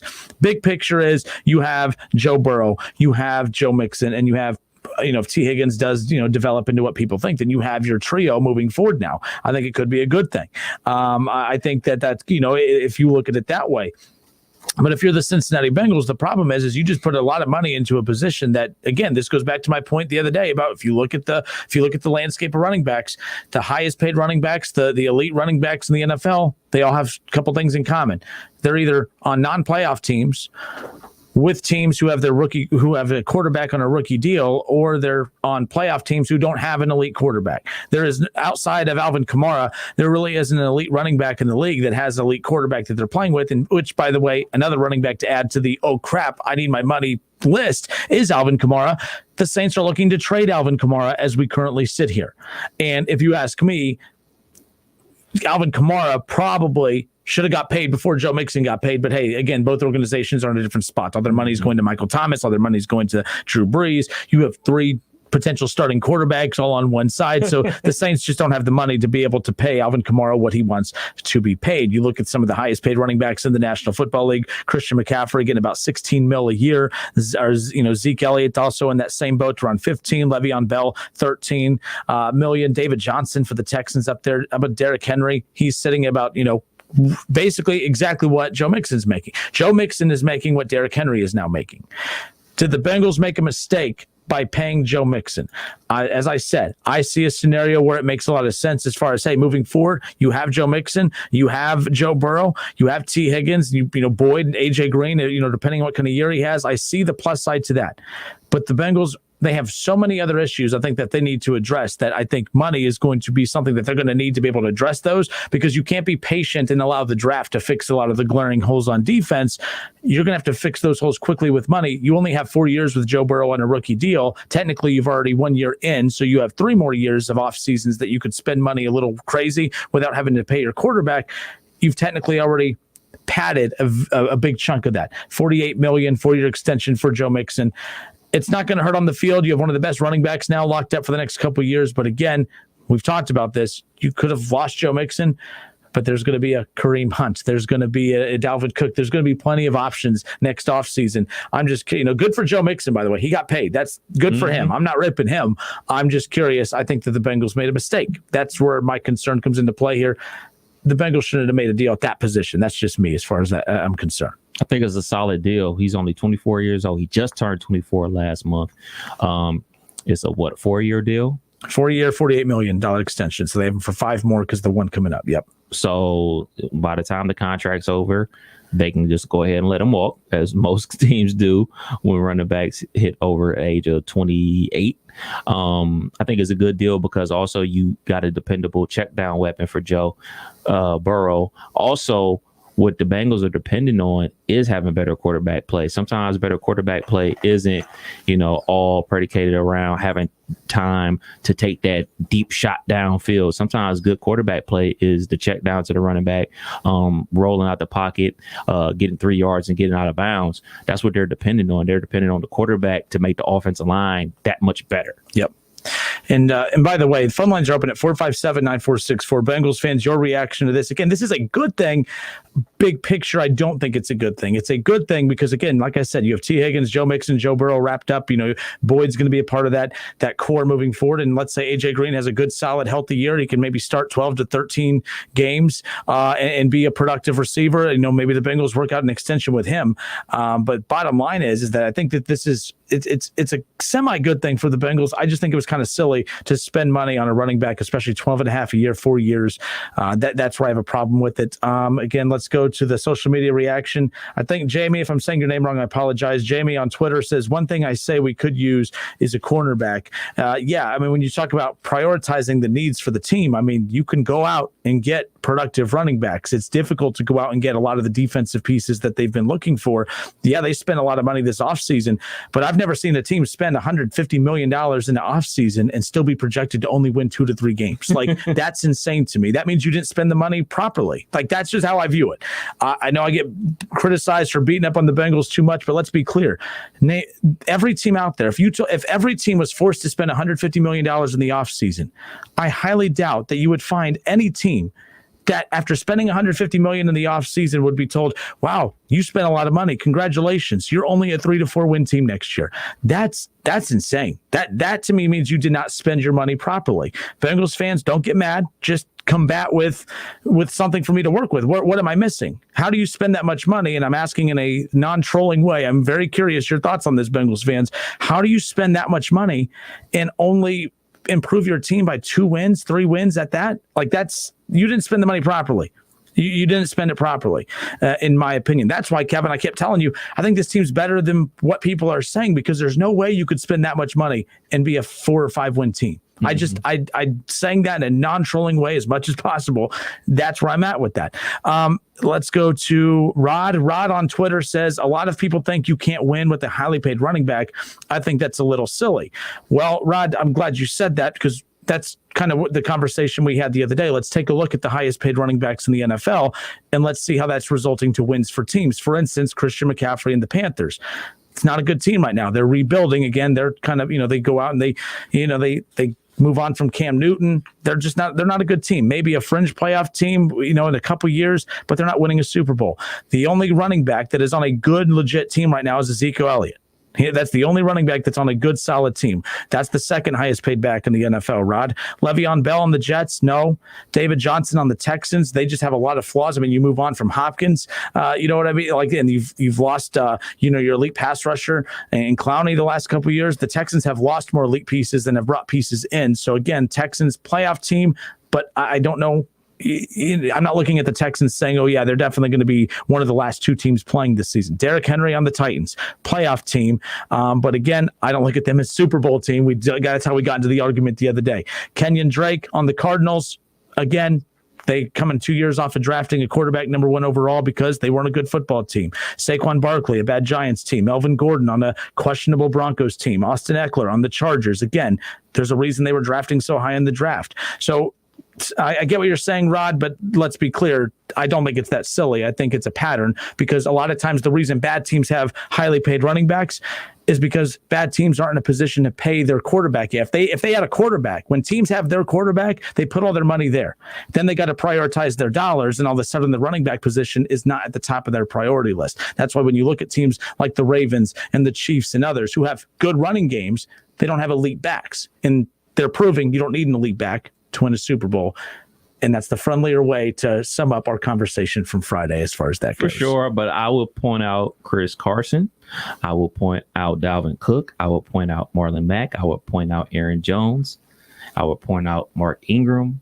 Those are all good, in my opinion. Hold on. Again, we got tomorrow's show, just so we take time on it. We're gonna rank not rank our running backs like 1 through whatever, but like the tiers of running backs. Mm-hmm. Like, I think there's only a select few elite running backs. I don't think Joe Mixon's elite. I think he's good. I think there's elite, good, and just solid. Elite, good, and solid. And Joe Mixon is good. Yeah. All right. Ingram is solid to me for the Ravens. I think he's solid. Dalvin Cook, I think is fringe good, fringe elite. Right? Yeah. Like, I'm kind of like in between on hamstrings together. Yeah. So I think that would help. By the way, Jamie on Twitter again says you can lean on Mixon next year when your passing game is struggling. Jamie, I completely agree with you. And by the way, you didn't have to give him a 4-year extension for him to do that. Now, if he was threatening to sit out, again, that's called the leverage game, and good for Joe Mixon because he won. Joe Mixon used the leverage of, hey, you just went out and got this this really nice rookie quarterback that's now the face of the franchise moving forward. It would really suck if he didn't have a running game to complement what he's gonna have this year. So again, good for Mixon for taking advantage of the leverage. Yeah, because I don't even think the Bengals drafted a running back. I don't believe so either. And again, I stopped paying attention after the first 3 rounds, basically. But usually, sometimes you find something at the back end, and they did. They found a steal later in the draft, anyways. But not at running back as far as that. But yeah, the tiers of running backs. Rod says fair enough. I think it just hasn't happened much lately. A good GM can pay a running back. Absolutely, yeah. I mean, I just think that. My opinion is based on what the landscape of the NFL looks like. But if I'm a GM and I'm prioritizing where my money's going, quarterback, defensive pass attack, secondary, like that's where my money's going to be mainly prioritized. That and Rod, to be fair, there's another reason too that a lot of the elite teams in the NFL don't have elite wide receivers. That's why some of the best wide receivers were always on bad teams. That's why OBJ's on the Browns, okay? Because they were dumb enough to pay him that money that no one else was going to pay him. The Giants, a bad team, paid him that money initially. The Browns, a bad team, took on that contract initially. So yeah, we're running backs and receivers. They are the 2 most underpaid positions in football because they're super talented, but GMs don't prioritize that from a financial standpoint moving forward. But as far as the Bengals, they're in good shape. It's a good signing as far as immediacy. You know what I mean? Like in 2020, you now have a motivated Joe Mixon, hopefully. I mean, that's the thing too. You pay somebody, sometimes they lose a little bit of that edge. Yeah. But Joe Mixon's an ultimate competitor. I do compliment a lot of the Bengals players. I rip the Bengals organization from time to time, but from a player standpoint, I'm a big fan of a lot of the players that they have. I love Joe Burrow. Joe Mixon, one of my favorite as well. As far as the Bengals go, we'll see. But again, I just want to highlight my concern for the Bengals is how do you only improve your team by 3 games, 2 to 3 games when you spend $150 million in the offseason and you upgraded your quarterback? That, you know what I mean? Like that's from it. And you upgraded your offensive line. At least that's the lie you're trying to convince your fans to buy into. We shall see how that goes. Justin Kinner, Kev Nash with you here on 1410 ESPN Radio. Taking your calls at 457-9464. Jake on Twitter says, when Bill Belichick says he's really good, you listen and retain him, like Kev said, till 28. Like Bill Belichick. Jake, Cincy fan Jake, that says it all. His Twitter hand, Cincy fan Jake. If Bill Belichick said he's good, that's Bill Belichick saying, hey, we're coming to get you soon. Don't worry. We'll be back in a moment. More of the Justin Kinner Show, 1410 ESPN Radio.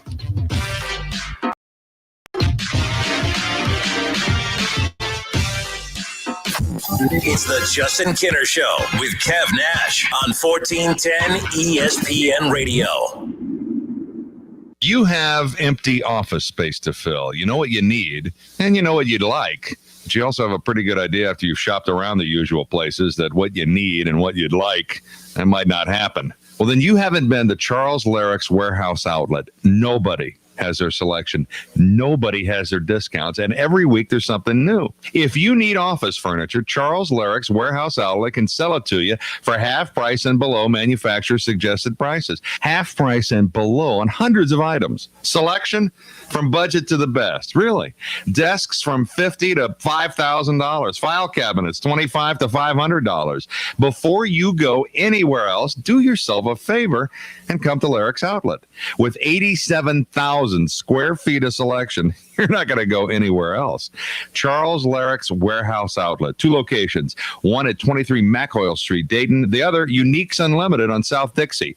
Open Monday through Friday, 10 to 6. Saturday, 10 to 4. Paid non-attorney spokesperson. This ad is sponsored by Janelle and Associates Law Firm with principal office in Houston, Texas. Attention all former Boy Scouts or Cub Scouts. If you were sexually abused by an adult scout leader, even if the abuse happened decades ago, listen closely as you may be entitled to substantial compensation. The Boy Scouts of America have billions of dollars in assets and have agreed to set up a victim compensation fund for victims of child sexual abuse, even if the abuse happened decades ago. Our attorneys can file a claim for you and get you the justice and closure you deserve while you remain completely anonymous. If you suffered abuses from scout leaders and those who knew about the abuse but failed to stop it, call our law firm's confidential scout abuse hotline at 800-836-4209, as you may be entitled to substantial compensation. But hurry, as time is running out to file a claim. Call 800-836-4209. 836-4209 right now to see if you are eligible for substantial compensation. Call 800-836-4209. That's 800-836-4209. 800-836-4209.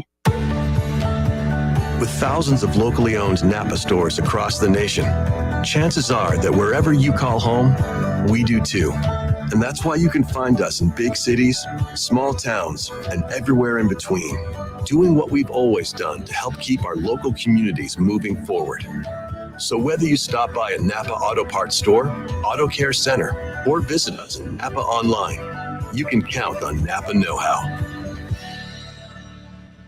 Whether class is in school, at home, or a little bit of both, Staples has everything you need to start the year right, and all at amazing prices. like lap desks, notebooks, and noise-canceling headphones. This week, spend $30 and get an 8-ounce bottle of Mellow hand sanitizer absolutely free when you mention this offer at checkout. Shop in-store or pick up curbside. School on, save on at Staples. Ends 9/5. In-store only while supplies last. Exclusions apply. See staples.com/free sanitizer for details. Curbside available in most stores.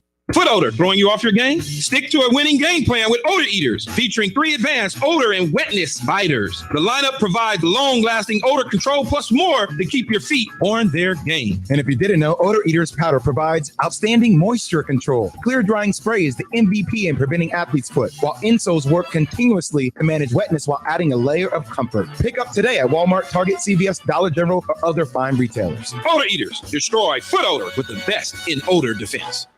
The great thing about facts, they're proven. Like the fact that crude oil contains impurities, or that base oil made from natural gas is 99.5% free of impurities. And the fact that Pennzoil is the first synthetic motor oil made from natural gas, not crude oil. It gives you unbeatable engine protection. The proof is in the Pennzoil.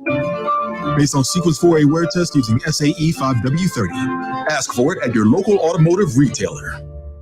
Always get your go-to with the new $10 tastemaker from Pizza Hut. A large pizza with up to 3 toppings for just $10. Choose contactless delivery or curbside pickup at pizzahut.com. Price higher in some locations. Limited time offer. Availability of contactless curbside and delivery areas. Charges minimum vary. Delivery charge not tip. Hi, I'm Bruce Fabrizio, inventor of Simple Green, the iconic cleaning formula known around the globe. Try a Simple Green product today, and if you're not 100% satisfied, I'll refund your money. Visit us at simplegreen.com.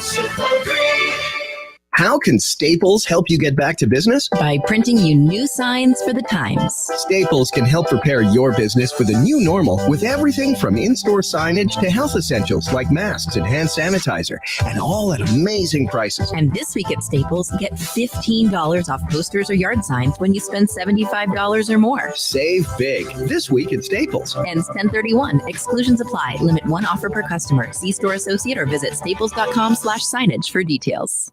It's summer clearance event at Key Chrysler. I'm Chris Toby. At Key, our primary focus is your safety and ours. We are practicing safe social distancing. Probably like you, we hate it, but we are wearing our masks and we are diligently cleaning the dealership. If you're more comfortable handling your sales and service needs from home, we can help you. Visit tobyauto.com where you can complete all the aspects of a vehicle purchase, including financing and trade appraisals, schedule service, or simply get a question answered. Most importantly, stay safe out there. We will get through this together. Now at Menards, save big money on your next project with 11% off everything. Menards has a great selection of Suncast storage sheds to choose from. They're ideal for storing all of your outdoor equipment, whether small or large. Right now, all Suncast storage sheds are 11% off. Get 11% off everything now at Menards. Good through September 5th. Savings are a mail-in rebate. Some exclusions apply. See store for details. Save big money at Menards.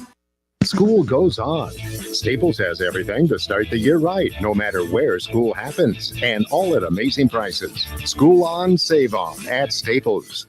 ESPN Dayton's fan hotline, 937-210-9676. Something on your mind? Let us know. Leave a voicemail or text us your hot sports take. All takes will be heard weekday afternoons on the Justin Kinner Show from 3 to 6 p.m. Save 937-210-9676 in your phone. It's the ESPN Dayton fan hotline.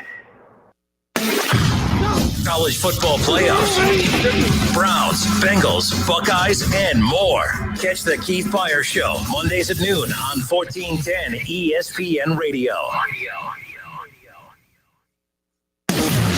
It's the Justin Kinner Show with Kev Nash. Back to the famous WING studios. Here's Justin Kinner and Kev Nash. Justin Kinner, Kev Nash, back with you here on 1410 ESPN Radio. How about this? Speaking of running backs, former Jaguars running back Leonard Fournette officially has filed a grievance against Jacksonville to try to recoup the $4.167 million in base salary that the team voided, per source. Again, there, a lot of people are saying that there's something fishy going on behind the scenes. For what, not a lot of teams just let one of the most elite running backs in the NFL just walk, especially when he's in his rookie deal. He's cheap right now. Like, he's cheap. But this is why I think the Bengals made a mistake with Joe Mixon. I get it from a talent standpoint. Yeah, you got talent there, but at the expense of what? You were able to keep your core together of Joe Mixon, Joe Burrow, possibly T. Higgins and Green and Boyd moving forward at the expense of what? You are paying Joe Mixon $12.5 million a year for the next 4 years. At the expense of what? Like, at the expense of key pieces on the defensive side of the ball, better weapons on the offensive line. What? I mean, that's where I'm concerned. I mean, if you look at just the way the NFL values running backs, again, you need a good run game, but you don't need elite running backs. Has been our theme for the past week. I mean, the Rams let Todd Gurley go. All right. The Jaguars let Fournette go. The New Orleans Saints right now are shopping Alvin Kamara. The Vikings are dragging their feet on getting a deal done with Dalvin Cook. And I promise you this, the Rams, they love the talent of Gurley. The Jaguars love the talent of obviously Leonard Fournette. The Saints, they know exactly what they have with Alvin Kamara. The Vikings love Dalvin Cook.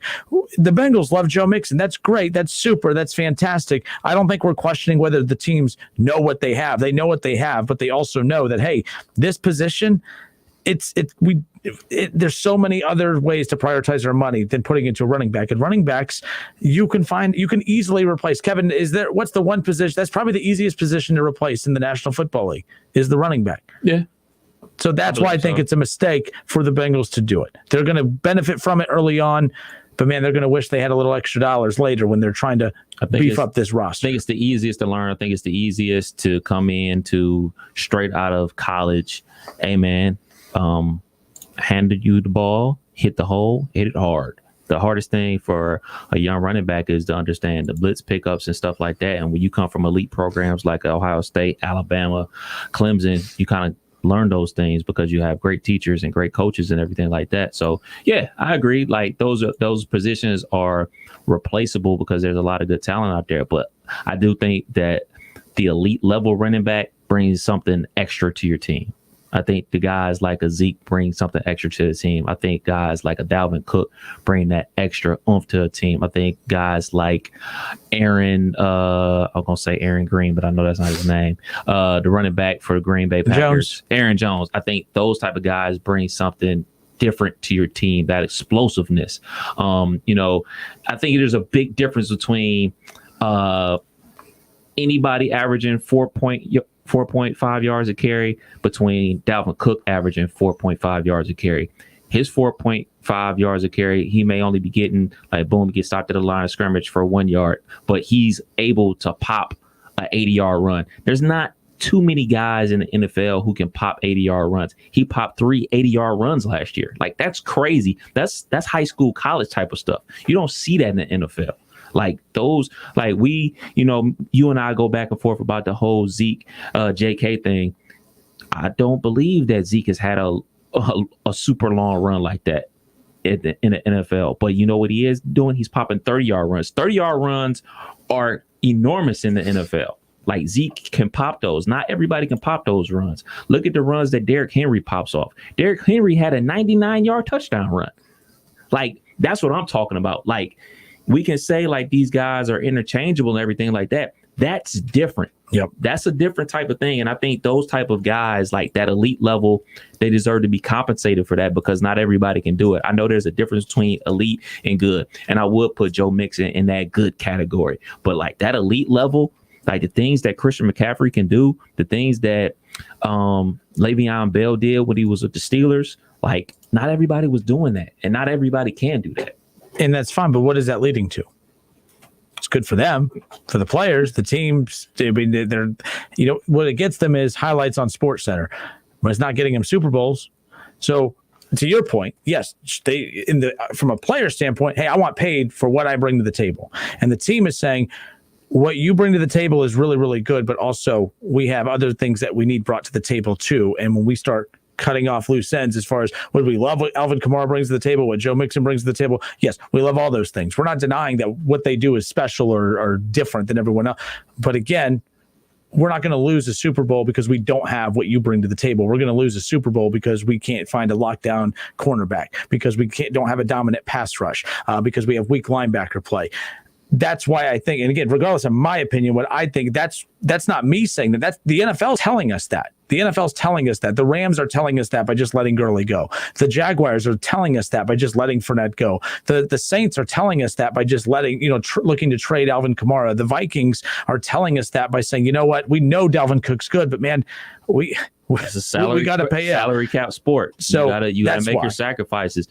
My rebuttal to that would be, look what the Cowboys do with Zeke's on the field, and look what they do when he's not on the field. They're like two totally different teams. And I'm not like a huge Zeke fan anyway, but there's no denying what he's capable of on the field. I just think like these guys, and also I think it has to do a lot with, we always want to pay certain people. We want to pay the offensive tackle. We want to pay the linebacker and everything like that. We want to pay the playmaking, safety, and stuff like that. That's great. And I want all these dudes to get paid. But I think it is the GM's responsibility to find those gems. Like, all right, you found this gem of a quarterback. Like, all right, the Cowboys, they found Dak. They plugged in Dak. All right, you find this running back that works great with Aaron Jones with Green Bay. Well, why can't you find a receiver to do that? Why can't you do your job and find a safety and a corner that can do that? That's your job as a GM and a scouting department. Scout somebody, identify somebody, draft that somebody. That's how I see it. I don't see it as, all right, well, the running back, y'all are interchangeable. No, a lot of these dudes is interchangeable. I really think that. I really think all these guys are interchangeable. It's up to the GM to find them and have them play on their rookie deals and build around everybody else. I don't understand why the quarterback and the running back have to be the sacrificial lambs all the time. You have to take less money because we got to build stuff around you. Well, let me get my money, and then you find the other people to get paid less, and we can play some ball. Well, how's that work for Aaron Rodgers? Hey, they was in the NFC Championship game last year. But how's that work for Aaron Rodgers? I'm just saying. I mean, you guys, how many quarterbacks we talk to have more? I mean, Tom Brady has carpal tunnel from carrying all those rings around. So, but I'm just saying, that's the Patriot way right there. But I don't. But you always try to pull that. It's a Super Bowl or bust mentality in the NFL. That's what they're playing for. But when we bring up LeBron James, he made it there though. These dudes is making it. Aaron Rodgers hasn't made it back to a Super Bowl since when the Steelers beat him. They're on the doorstep. They're right there. They're right there. No one's home. They're right there. They're right there. They're right there. There's a different. I mean, you're literally using LeBron actually getting to the finals to talk about Aaron Rodgers being right there. But then you didn't win it though, right? Get a ticket. That's the only way. Aaron Rodgers is getting. What do you mean? I know he didn't win it. That's what I'm saying. So how come it's all or nothing in the NFL, but it's okay for LeBron just to make it? Well, a separate thing here, like when we bring up the MJ thing, MJ 6-0 in NBA Finals, but we ignore all the times that he wasn't even. I think it's more embarrassing to lose in the first round of the NBA playoffs as often as MJ did compared to as many times as LeBron lost in the finals. I mean, damn. I almost said the other word. I had to change my 4-letter word there at the end. Hey, Linda, real quick on Facebook. Linda Brooks Howard says +9. I'm curious, +9, what does that mean? +9. Your golf game? I don't know. Hey, I did get I agree with you from Rod. So I don't get many people that say I agree with you. And I think that was earlier about the other thing. But I just like to point out when people agree with me. This one's Charles says Mixon got paid AFC North Black and Blue division. Kev Nash runs Dayton. So there you go. We out here. There you go. All right. Ron says, where will Fournette land? Leonard Fournette land. Where will he land? That's a good question. Could it be the Steelers, the Patriots, the 49ers? I say the Bills. We'll discuss that too coming up around the corner.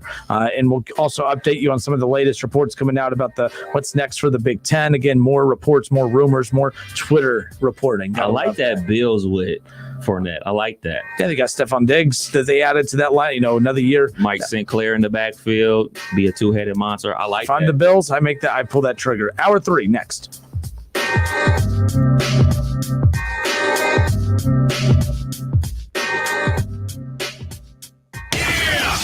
It's the Justin Kinner Show with Kev Nash on 1410 ESPN Radio.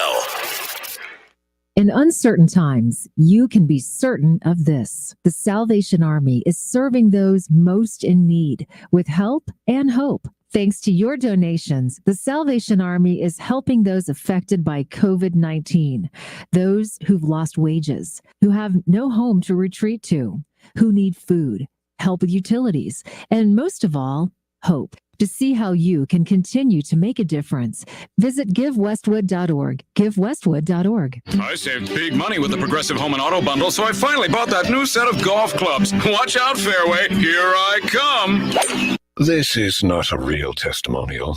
Sure, customers can save big with Progressive, but your other expenses won't just disappear. Are those clubs going to help you when the hot water heater dies? Also, it sounds like your money is better spent on golf lessons.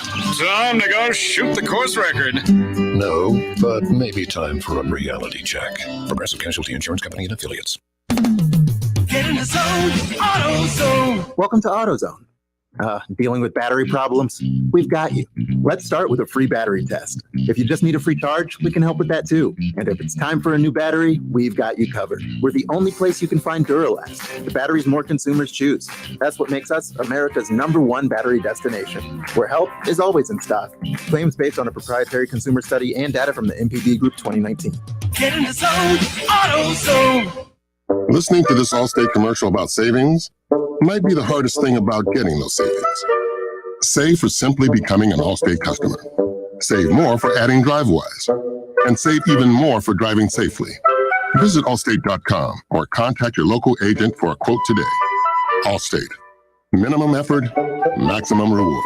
Not available in every state. New customer savings based on early signing discount. DriveWise is an optional feature. Savings vary based on how you buy. Subject to terms and conditions. Allstate Fire and Casualty Insurance Company and Affiliates, Northbrook, Illinois. If you need new roofing, siding or gutters, skylights or patio enclosures, if you're a homeowner or business and need someone you can trust, don't take a chance. Enhance with Lance. Lance Roofing and Siding in Fairborn has been satisfying customers since 1993 and hold an A+ rating with the Better Business Bureau. Lance Roofing and Siding, 8460 Dayton Springfield Road in Fairborn. Call for a free estimate at 864-2722. That's 864-2722 or online at lanceroofing.com.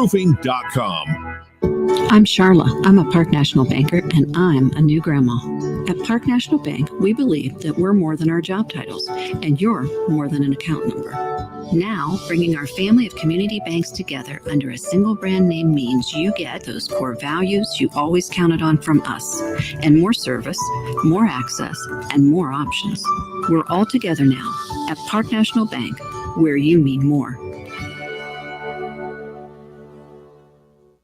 Hot rods, muscle cars, classic cars, and imports. You've got to see Cars and Parts Giant Swap Meet event this Friday, Saturday, and Sunday at the Springfield Clark County Fairgrounds. Thousands of vendors and cars for sale this weekend at Springfield Clark County Fairgrounds. Info at ohioswapmeet.com or call 937-376-0111. You gotta see it. You gotta be there. Come on out and see. Cars and Parts Swap Meet and Car Show. Bring the family. Not so long ago, lots of things made people happy. I used to love going to the gym. I miss saying good morning to my coworkers. Today, there are still things that can make people happy.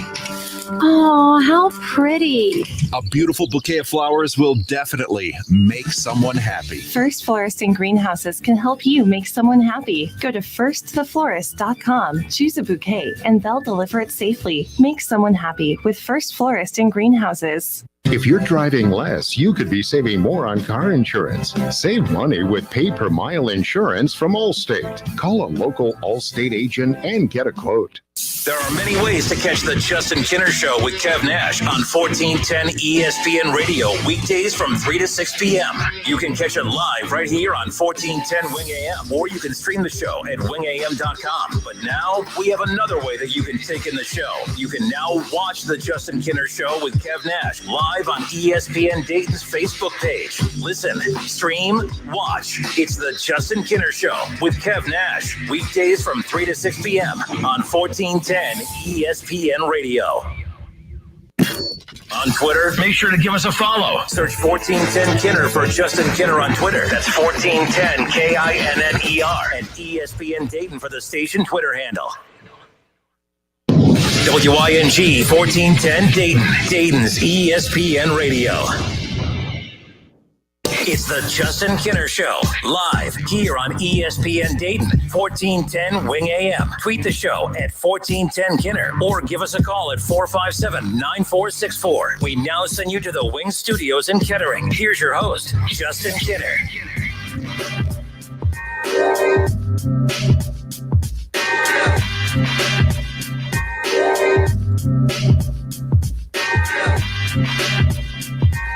All right, and we are back. Justin Kinner, Kev Nash with you here. Hour 3.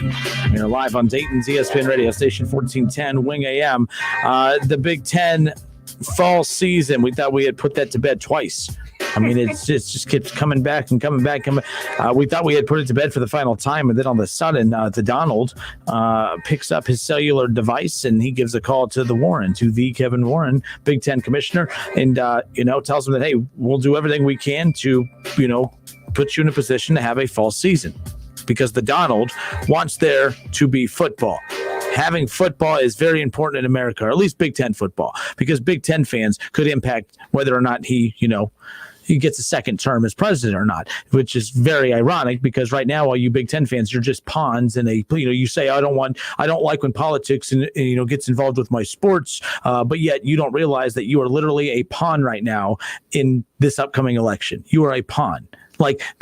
Folks, pay attention. There's a reason that the Donald is not focusing on the Pac-12. I just updated the last report I saw is that as of 20 minutes ago, he had still yet to reach out to the Pac-12. Why would he not reach out to the Pac-12? Because football is important, right? Football, it's America. Football. Well, Big Ten football is important because obviously a lot of swing states, there's a very important factors that play a role, not in who doing this for you, the football fan. It's doing it for him to, in return, get your vote, which whatever. I don't care who you vote for. Vote for whoever the hell you want. Just vote. However, you're a pawn. All of you, you're all hypocrites. You guys sit there and preach to radio hosts, us, and everyone across the country that, hey, I don't want to hear about politics and sports until all of a sudden the political side all of a sudden benefits you. Then all of a sudden it's okay to add some creamer to your coffee all of a sudden. Right? That's the thing. To compare sports talk to coffee, it's like, I just want my coffee and I don't want any creamer in there. I just want, yeah, that's what this is now. So now it's okay to put a little creamer in your coffee all of a sudden. I don't get it. I don't get it. But bottom line is, the selfish part of me is like, you know what? I just want football. I just want Big Ten football. I want Ohio State football. Here's the statement, though, released, Kevin. The Big Ten conference statement regarding the conversation with the White House. All right. So with that being said, here's the statement. A White House representative reached out to the Big Ten Conference Commissioner Kevin Warren on Monday, August 31st, 2020, to facilitate a phone call between President Donald J. Trump and Commissioner Warren. On Tuesday, September 1st, 2020, Commissioner Warren and the President had a very productive conversation. In fact, it was so productive that it led to this second part of the statement. This is where I'm like, yeah, the Big Ten's kind of telling you, I think. Again, you can look at this in many different ways, but here's the second part of this statement. Kevin says that the Big Ten Conference and its Return to Competition Task Force, it's cute, on behalf of the Big Ten Council of Presidents and Chancellors, are exhausting every resource to help student athletes get back to playing the sports they love at the appropriate time in the safest and healthiest way possible. That's not really a statement. How is that any different than the statement that they last reported to us about postponing everything to spring? So if you're asking yourself, is the Donald getting involved all of a sudden going to increase the chances of there being a season come this fall? I think it's at least helping the conversation return. But keep in mind, Donald doesn't have a vote in this particular situation because 14 university presidents voted. 11 of the 14 presidents voted to postpone the season. You need at least 6 of those 11 to change their vote to appease the 60% rule. If you don't have 60% of the vote, one side or the other, it doesn't matter. You need 60% of the vote to play this fall. And I don't know. Are you really just because Kevin Warren going to call all these, all the presidents say, hey, so the Donald called. How are you doing? So the Donald called, and he wants us to play. Are we good? No, I don't think it's going to be that simple. Hey, just so you're clear, we got permission to talk politics and sports today. That's not I didn't sign that off. You, the fan, the listener did. Because all day on social media, God bless the USA. Donald Trump is now trying to get you Big Ten football back. So now it's okay to talk politics and sports. That was your guys' rule, not ours. You said we couldn't talk politics and sports, but today we got a waiver. Speaking of waivers, we got a waiver to be able to talk politics and sports because the Donald is helping you get Big Ten football back. But the problem is, I don't think it's going to lead to that. You open the door to talk politics. Here's the deal. A lot of those university presidents, which way do they sway, Kev? I just don't see how this is going to work out in Big Ten fans' favor. I want there to be a season. I think there's a chance. I just think it's a long shot. That's all. I think it's a long shot. You have to convince 6 of the 11 presidents to change their vote. And I don't think that's happening, unfortunately. Is the president having phone calls with the commissioner of the MAC? Is he having conference calls with the commissioner of the Mountain West? Is he having conference calls with the Pac-12? Just curious. No, they're not pawns in the overall scheme of things. Whichever, by the way, politics, there's pawns on both sides. I'm not just saying this, I'm not attacking one side here, but the side we're talking about is like, wake up, folks, you're a pawn. You're a pawn. He's not doing this because he thinks that, we need football. If we need football, he'd be fighting to get, like you said, MAC football back, Mountain West football back. Why would he not pick up the phone and work on the Pac-12? Because the Pac-12 doesn't impact whether or not he gets reelected come second term or not. So, folks, you're a pawn. You're a pawn in this. Let's be clear, straight up. That's all this is. And by the way, you're probably saying like me, well, if me being a pawn gets Ohio State football back, then you know what? Pawn away, I guess. So, it is what it is as far as that's concerned. I don't know, man. It's a tricky situation that everybody's involved in. We talked about having to flip 6 of the 11 schools that already said postpone it. Mm-hmm. We tried to break down like pathways to get to those 6. It's going to be difficult. If there is going to be college football starting, what did you say, on October 10th? October 10th, the target start date. With 8 conference games. Then we have that whole cluster to deal with Ohio State only playing 8 games when other conferences are playing 10 to 11 games. And if they stumble, will they make the college football playoff? We don't even know if there will be a college football playoff. Like, everything's in limbo. And then we have so many guys opting out. And then you have the pressure, my built-in pressure for the Ohio State Buckeyes. If everything works out in their favor, from the protests, from the teachers, from the fans going absolutely crazy to have a season, and now the president is involved and he's able to help turn the tide and make them a Big Ten season, then Ohio State better bring home a national championship, right?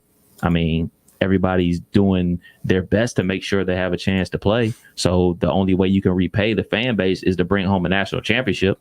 Like, that's the only way. It better be a Big Ten team hoisting a trophy, because all this and you don't bring home the national championship trophy is for nothing, in my opinion. Justin Kinner, Kev Nash with you here on 1410 ESPN Radio. We are live on Facebook and ESPN Dayton's YouTube channel as well. So head to Facebook, search the Justin Kinner Show, and be a part of the conversation. The chat is open. Leave your opinions in the comment section below. We'll be able to pull your part of the conversation into the show and interact with you that way if you cannot call in. Interesting note here. With that being said, the other perception out there is that, man, how come they get to play and we don't? And the perception is that everyone, it's smooth sailing for everyone. Like the SEC, there's no hiccups in the road. I mean, there's an article that came out over the weekend about, right now there's an investigation at Alabama because Alabama personnel is instructing is instructing professors and coaches to not report or to not comment on the outbreak that's happening at Alabama. They're trying to, push that under the rug, by the way. Crazy. So when we sit here and act like, everything's smooth in the SEC, it's not. In fact, I think that it's starting to get a little out of control because you're starting to see some things change from the last couple of weeks. The last couple of weeks, the SEC has been laughing at the Big Ten, but LSU just lost the best player on their roster, the top wide receiver remaining probably in college football, at least heading into the NFL draft. And then it just came out a little bit ago, ESPN, Ed Orgeron just met with the media and said right now there's a significant amount of LSU players who are on the verge of opting out after a team meeting earlier today. Significant amount. All right. So you have Alabama, who's hiding a bunch, who's hiding their results. You have Ed Orgeron, head coach of a defending national championship team, who is just trying to hold on to as many pieces as he can. We'll step out of the SEC real quick and let's take a look at the American Conference, if you will. The UCF players, Kevin, 10 of them just opted out today due to the coronavirus.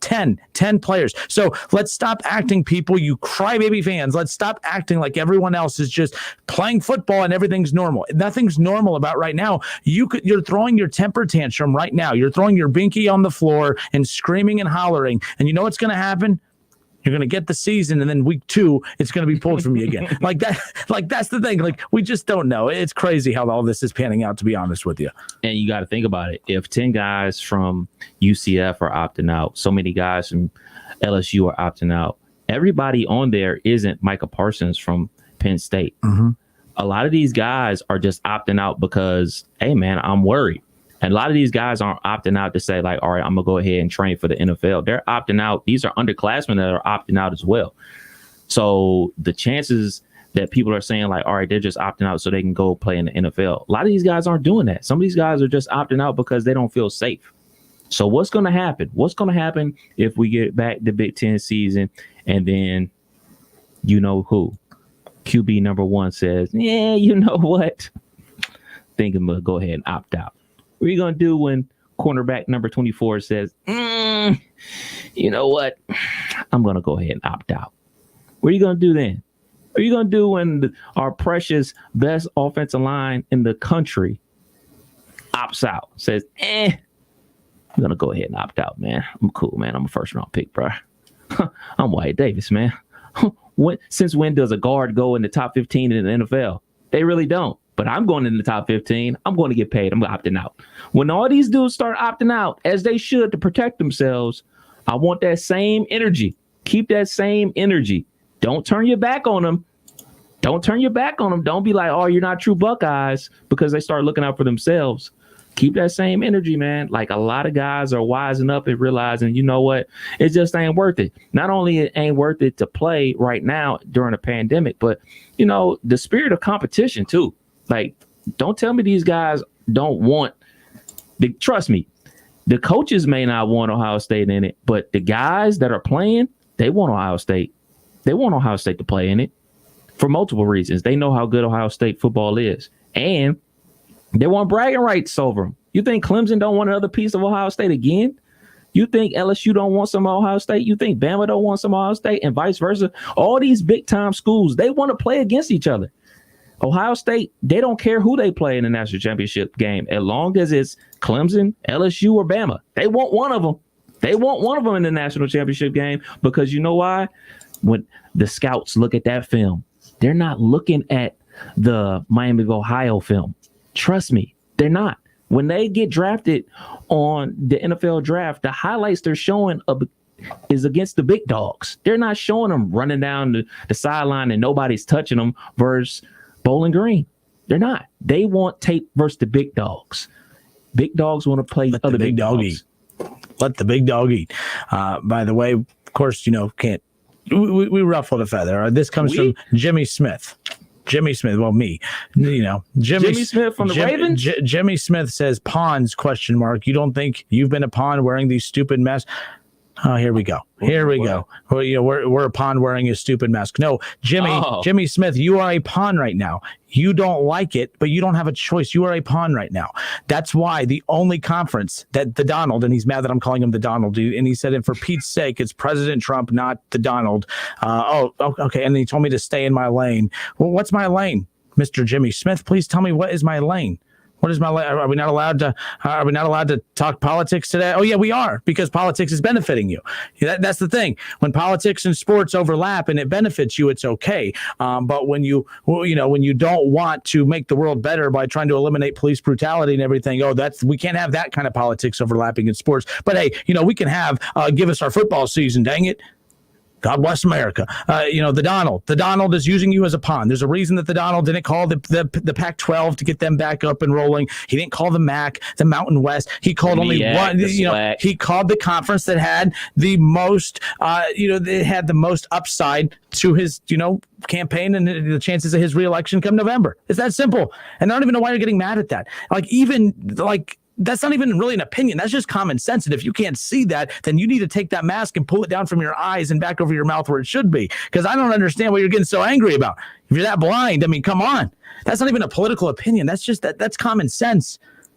I mean, hey, you guys opened the door, Jimmy, Mr. Sensitive Jimmy. You opened the door to this. We were allowed to talk politics today because it benefited you. Normally, you're telling us, no politics and sports. They don't overlap. But today, we were given permission by you because we're playing by your rules. Hey, no politics and sports. But today, we were allowed to talk politics and sports because it's benefiting. You seem excited to do it. It's irritating. It's irritating. It is what it is. Bottom line, to sum up, yes, I want there to be a college football season. However, I'm just tired of people acting like when you look around the college football landscape, Kevin, it's not all butterflies and rainbows and sunshine. There's a lot of issues that the schools are battling just to keep their chances of having a season going. Kyle McGuire says, new drinking game. We take a shot every time Kinner says the Donald. The Donald, the Donald, the Donald. The Donald. Kyle also says, but what's the end game of vaccine? We don't know what the end game is, but we do know at this point right now, they're not comfortable. That's all that matters. And again, there's going to be most likely college football. And it might be a Big Ten season. But the Donald calling Kevin Warren and saying, hey, we need a season. Kevin Warren can't just say, okay, let's have a season.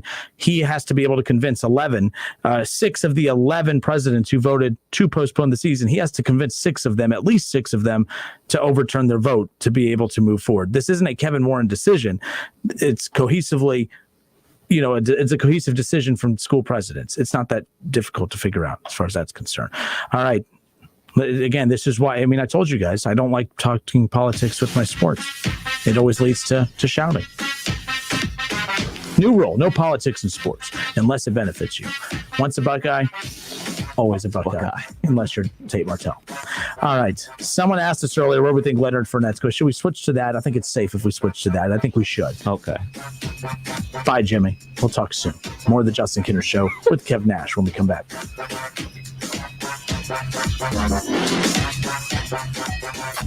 It's the Justin Kinner Show with Kev Nash on 1410 ESPN Radio. ESPN 1410 Wing AM weather.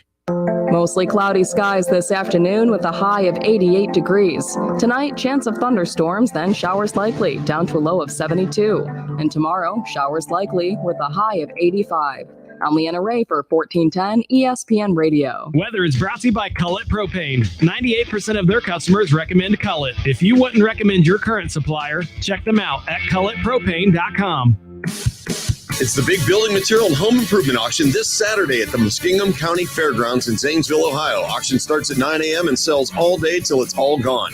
Don't miss this huge public auction packed full of building supplies from local and national companies. Kitchen cabinet sets, hardwood flooring, carpet, trim, molding, interior and exterior doors, windows, tubs, toilets, and sinks. It's all there. Anything can show up this Saturday at the Muskingum County Fairgrounds in Zanesville. Go to pbauctions.com or follow us on Facebook for photos as the product arrives. Welcome to another Fantastic Four golf hole experience with the Buy Golf for Half Bogey Boys. We're in Greenville, Ohio today playing beautiful Turtle Creek Golf Club. This course was recently rated the 4th best public golf course in the state of Ohio. I'm standing on the tee at the 5th hole. This par 4, well, it's considered the toughest hole on the front 9, and while I can definitely see why after looking around, there are trees all around you, and you have to reach an elevated fairway with your drive, or it's impossible to even see the green. Well, I find the rough off the tee and have to punch out with my next shot. My third shot gets me up the fairway in position to reach the green. Laying 3, I finally hit a good shot and land 6 feet from the hole and putt in. Listen, I'll take a bogey on this hole absolutely any day of the week. If you are looking for great golf courses to play around the Miami Valley, you have to go play this course. Get your pals together, book a tee time, and come out and play Turtle Creek. Stay tuned for more Fantastic Four golf hole experiences. See you at the next hole. Visit buygolfforhalf.com for half-price golf packages from Turtle Creek and other great local golf courses around the Miami Valley.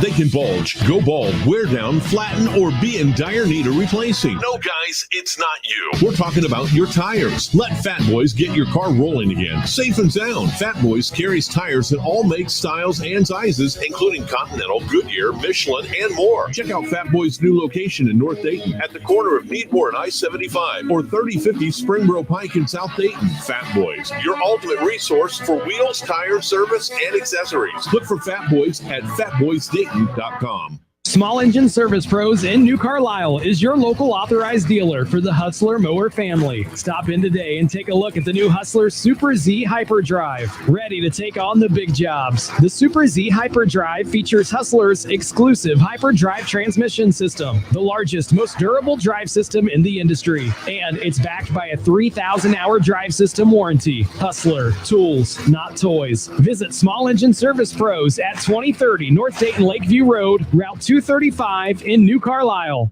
Ever wonder just how far an extra mile really goes? Drive a Mercedes-Benz van and find out. Start with a network of over 250 authorized dealerships, backed by a sales force ready to help you with everything from customization to service on vans like the Mercedes-Benz Sprinter that's tailored to your lifestyle, with options like blind spot assist and MBUX voice command for spoken directions, weather, and more. The route is being calculated. So whether you're enjoying life on the trail or working hard on the job, see how far an extra mile can really go by taking the first step into an authorized Mercedes-Benz van dealership today. Mercedes-Benz vans start at just $33,790, now with 0% APR financing for up to 60 months. MSRP in our 2019 Sprinter van excludes all options, taxes, title, registration, transportation charge, and dealer prep fee. Options, model, availability, and actual dealer price may vary. See dealer for details about costs and terms. Some equipment is practice optional. APR valid on 2019 Sprinter vans, excluding cab chassis, only for qualified commercial customers exclusively through Mercedes-Benz Financial Services at participating dealers through September 30th, 2020. At Shell, we know from the time you get up to the time you wrap up, Good night. there's a lot of meetups, eat-ups, and hurry-ups. So come to Shell and get 3 things done at once. Fill up with Shell V-Power Nitro Plus to help keep your engine running like new. Save up with the Fuel Rewards program and never pay full price for gas again. And snack up with in-store rewards to save even more at the pump. Make the most of the stop you need to make with Shell and engines that continuously use Shell V-Power Nitro Plus premium gasoline. See full terms and conditions at fuelrewards.com. Get in the zone, AutoZone. Welcome to AutoZone. Dealing with battery problems? We've got you. Let's start with a free battery test. If you just need a free charge, we can help with that too. And if it's time for a new battery, we've got you covered. We're the only place you can find Duralast, the batteries more consumers choose. That's what makes us America's #1 battery destination, where help is always in stock. Claims based on a proprietary consumer study and data from the MPD Group 2019. Get in the zone, AutoZone. Cordell Transportation is now hiring Class A CDL drivers with home daily lanes. $2,000 sign-on bonus, great pay and benefits. Contact Cody. Apply online at CordellTransportation.com. Cordell Transportation. Driven to succeed.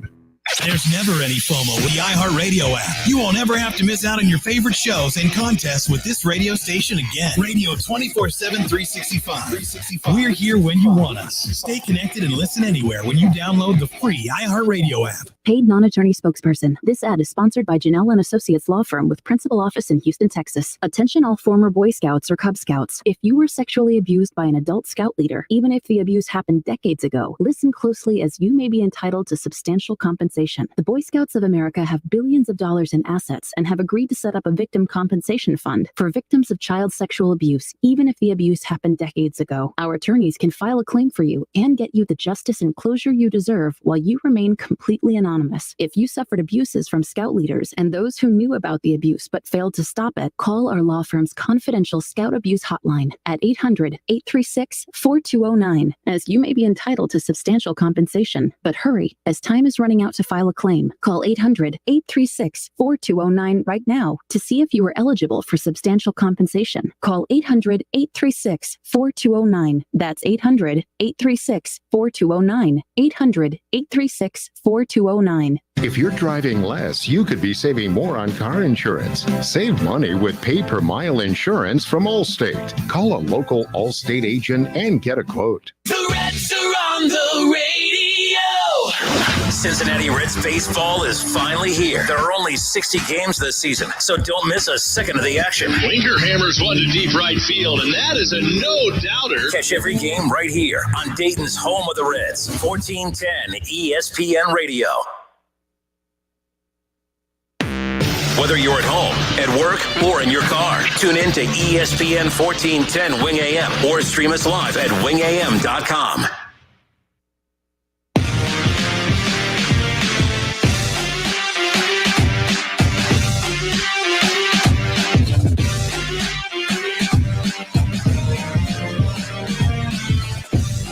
All right, and we are back. Justin Kinner, Kev Nash with you here on 1410 ESPN Radio. So the Major League Baseball trade deadline came and went yesterday, of course, and the Reds lose last night on ESPN, not just on 1410 ESPN Radio, but they were actually on ESPN and lost to the Cardinals in embarrassing fashion, typical. But at this point right now, the Cincinnati Reds are sitting at 15-20 on the season. They have 25 games remaining. They're a few games out of the wild card. They're about 4 or 5 games out of the NL Central. And right now, you're just sitting here scratching your head saying, what's next for this Cincinnati Reds team? Because as of right now, it's not looking too good as far as the Reds' playoff chances are concerned. I mean, they would have to go, look, for them, they would have to win. They would have to go 15-10 over the final stretch of the season just to finish at 500. And this, that's the thing. And by the way, Vegas nails it every time. Remember at the beginning of the year, I think the over-under was 32. So they're going to fall under. And I said, oh, no, way over. 36, 37. And then I got real ballsy. And I went to 40. Yeah. Remember, I do that, man. I do that. I fall in love with my teams and I get Browns 12-4.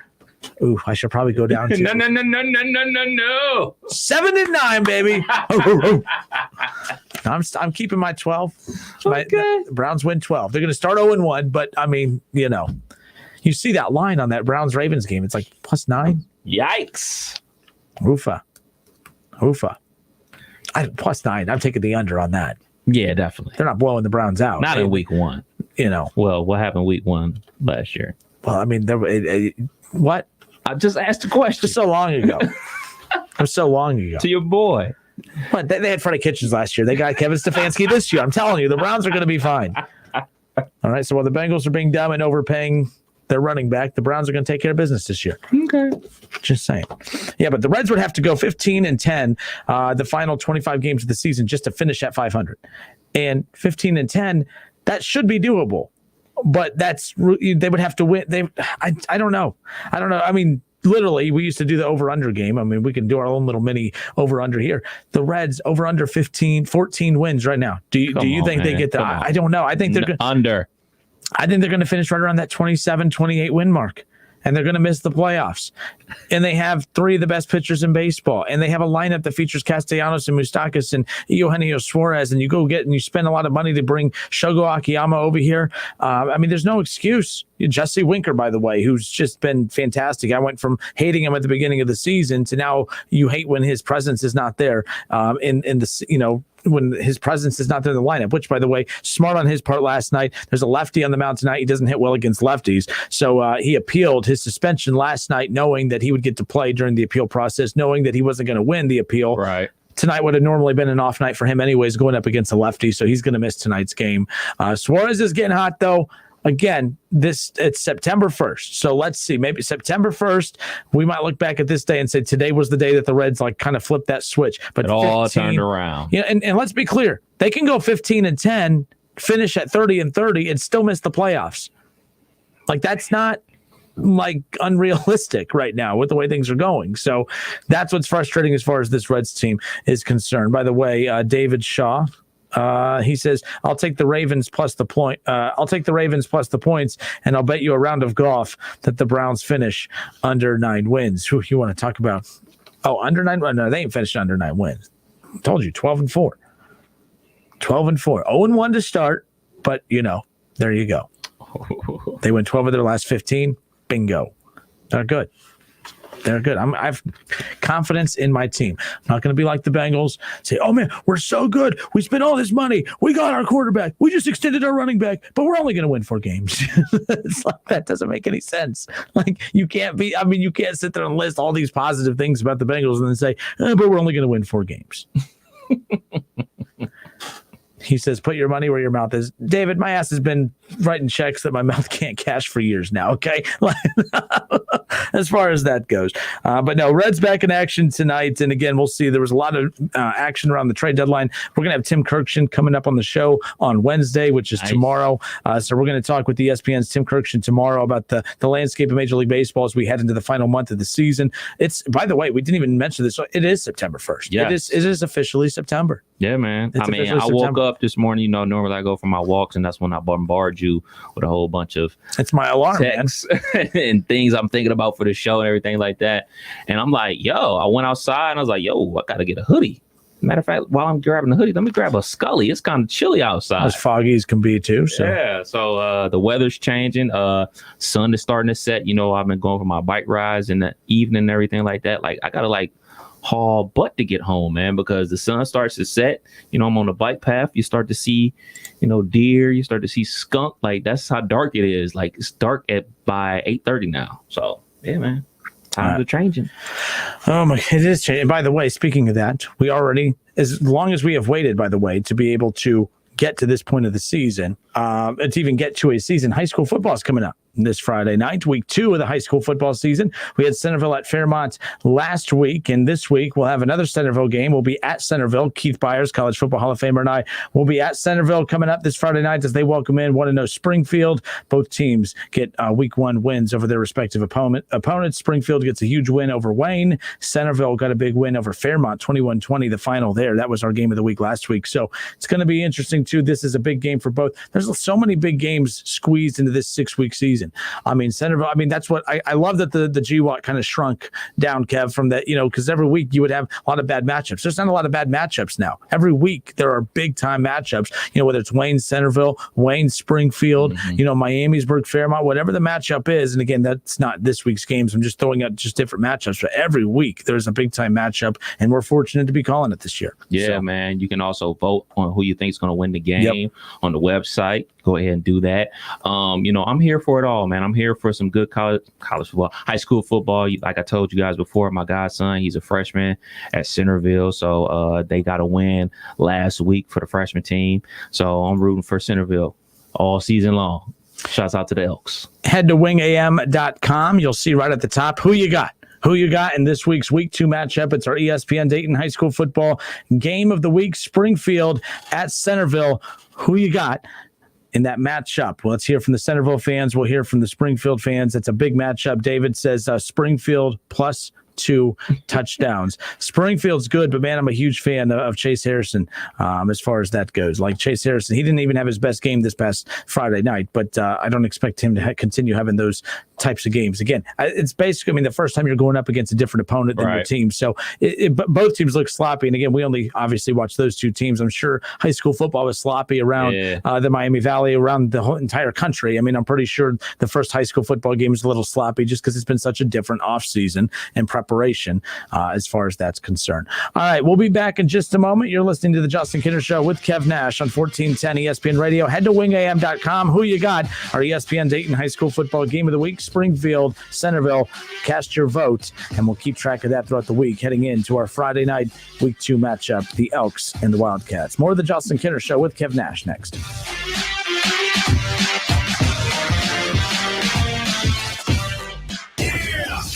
It's the Justin Kinner Show with Kev Nash on 1410 ESPN Radio.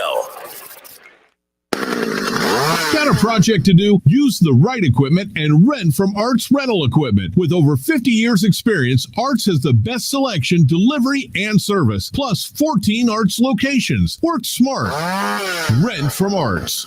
Hello, it's John Kozik, founder and president of TurboTrack Realty, and I buy houses as is, fast for cash. Call me today for an all-cash offer on any of your properties, and we can close within days at 614-366 362-2000, 362-2000. Do you own a property that's outdated and needs thousands of dollars in repairs? Great, I'll buy it. I'm a private real estate investor who can solve your real estate problems fast for cash. Do you want to sell and just be done with it? Okay, great. I buy vacant properties, boarded up houses, pre-foreclosures, and inherited properties. I also buy apartment buildings, rental portfolios, divorce homes. I even buy my tenant won't pay me the rent houses. I look forward to solving your real estate problems today. Give me a call for an all-cash offer at 614-362-2000, 614-362-2000.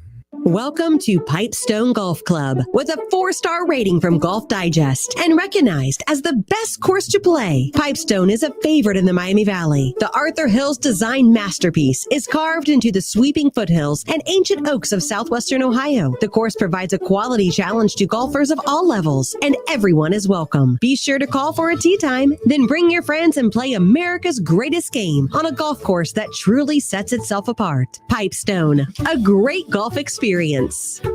Fall is just around the corner. So are Labor Day savings now at the Home Depot, where you can save every day on everything from mulch to power tools, new appliances to a fresh coat of paint. You can even shop and save right from the app and get convenient delivery right to your door. The only question is, what will you do next? Tackle more fall projects with Labor Day savings now at the Home Depot. How doers get more done. U.S. only while supplies last, valid through September 7th. Napa know-how. Get all the quality parts you need at your locally owned Napa. Because right now, when you order from Napa online, you can pick up curbside at your local store in just 30 minutes. Or get your order delivered direct to your door with free one-day shipping and over 160,000 quality parts when you spend $35 or more. Quality parts delivered quickly and safely. That's Napa know-how. Napa know-how. At participating stores, standard ground shipping and exclusions apply. I'm thinking of you. What kinder words could be more meaningful at a time like this? At First Florist and Greenhouses, we know everyone is coping the best they can. And when hugs are not possible, a kind word or gesture can bring comfort and a smile. So today, make that phone call or send a heartfelt note to someone you care about. And if you'd like to send a fresh bouquet of flowers, we can help with that. We're First Florist and Greenhouses at 1306 Troy Street in Dayton, a local family-owned business since 1905. And we're thinking of you. Hey, it's Justin Kinner from The Justin Kinner Show, and I wanted to take some time to tell you about my great experiences with CertaPro painters. That's right, my experiences, as in more than one.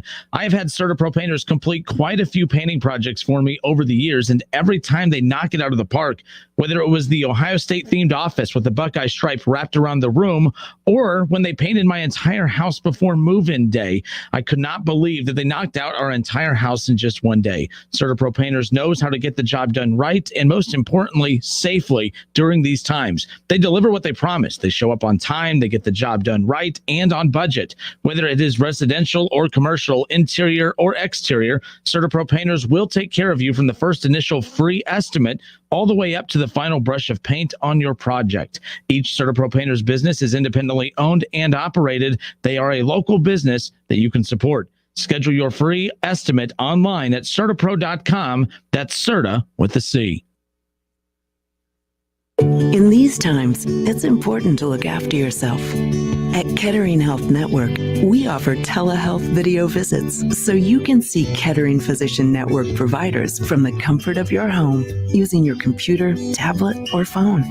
With Kettering Telehealth, you can keep up with your wellness visits, see a specialist, and everything in between. Start by visiting ketteringhealth.org/telehealth. Kettering Health Network. Contractors, use the right equipment for your project and rent from Arts Rental Equipment. No storage, no maintenance, no hassle. 14 Arts locations and online at artsrental.com. Work smart. Rent from Arts.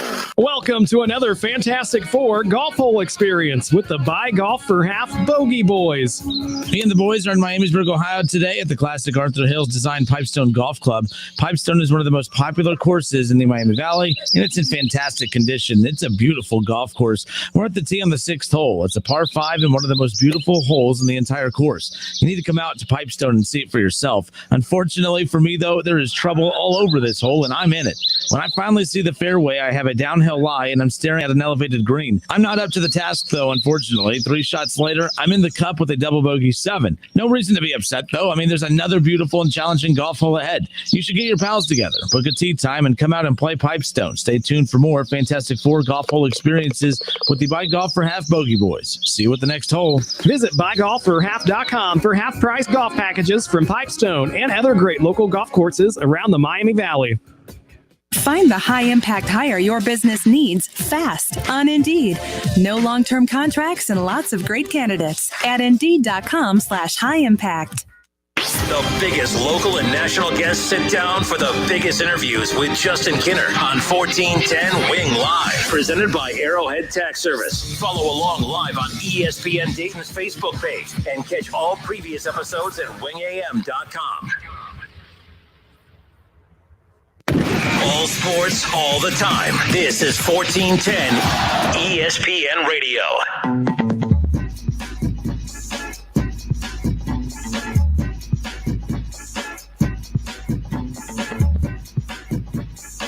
We are back. Justin Kinner, Kev Nash with you here on 1410 ESPN Radio. Got to get one that has a little more oomph to it. That sounds like, that shouldn't sound like AM in our headsets. You get this from YouTube? Apparently, I don't even know where the hell I got it from, to be honest with you, but it's a great song. So great that I can't even use the words in it. Those are always the best songs. Those are always the best songs when you can't use the actual words in there. I tell you like what. Cardi B and Meg Thee Stallion, WAP. Oh, yeah. So you find out what's WAP mean, Kev? I can't say on FCC airwaves. I'll tell you off the air. Wet what? And WAP. There you go. Yeah. All right. Justin Kinner, Kev Nash with you here. Go to your, search engines and type in. No. Yes. Do yourself a favor. Go YouTube the video. Yeah, exactly. I tell you what. Okay. My ADD got the best of me here as far as this. Oh, okay. So coming back into this again. All right. Well, let's take the politics out of this real quick, just to address this, okay? Because people are getting mad at me saying that Kevin Warren, if he wants to keep his job, he needs to overturn this. Folks, you don't understand. It's the Big Ten presidents that decide when they return to play. It's not Kevin Warren. It's not the athletic directors.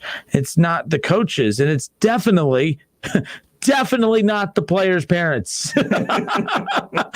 I'm serious. You can, every weekend, you can have a couple hundred people line up outside every stadium in the Big Ten. It's not going to make a difference. Kevin Warren does not make this decision, folks. Not the athletic directors, not the coaches, definitely not the players' parents. The presidents aren't, and that's the thing about all this too. And Stuart Mandel on Twitter too. He tweeted out a very interesting point, by the way, Kevin. He says last week, the Northwestern president ordered that all freshmen and sophomores need to stay home in closed fraternities and sororities. That's one vote you are not overturning. Mm-mm. That president is making those decisions on a campus that has nothing to do with sports. He literally ordered freshmen, sophomores to stay home. And again, by the way, this isn't an argument about whether you think that they're making the right decision or not. How we're approaching this is it's going to be very difficult to convince those athletic directors to flip their call. Again, right. 11 of the 14, the only presidents that voted to not postpone was Ohio State, Iowa, Nebraska. So you need to get 6 of the final 11 to change their vote to be able to appease the 60% rule. Northwestern, you're not getting their vote. I don't think you're getting Michigan and Michigan State's vote. Both presidents for those universities, have come out and said that they supported the decision outright to not have. So I'm telling you, this is going to be very difficult. I'm not defending Kevin Warren, but folks, Kevin Warren's not the decision maker here, unfortunately. We're blaming the wrong guy here. You should be pointing your anger towards 11 different school presidents, and instead you're pointing it towards one individual who basically is the messenger. He's feeding you the information that they give him. So that's all. That's right. Same thing that happens in the NFL with Roger Goodell. He's the bad guy. He gets paid to be the bad guy. He comes down with everything that the owners want, and that's his job. And that's the same thing with Kevin Warren. He's the bad guy. He gets paid to be the bad guy. In this situation, normally, we talk about Jim Delaney. A lot of people didn't like Jim Delaney back in his tenure as the commissioner of the Big Ten. But thanks to Jim Delaney, we have the Big Ten Network. We have like this mega conference. We have this conference where schools are getting paid. We have crazy. Rutgers. Yes. Got them to that New York market, which in turn got those schools a lot of big checks and a lot of money. It's just a bad situation to be in, to be your first year on the job and you dealing with this situation. I'm not saying he handled it the correct way by any means, but this is difficult. Don't act like this is easy, like, oh, this is simple, just play ball. Like, we are in the middle of a pandemic and people are really worried about playing football. Yeah, we had Herm Edwards. And by the way, the difference from the Pac-12 reaction versus the Big Ten reaction, it's like night and day. It is insane. When we had Herm Edwards on, and I tweeted this out earlier, and again, follow me on Twitter at 1410Kinner, or unfollow me. That happens a lot too. Shocker, I know.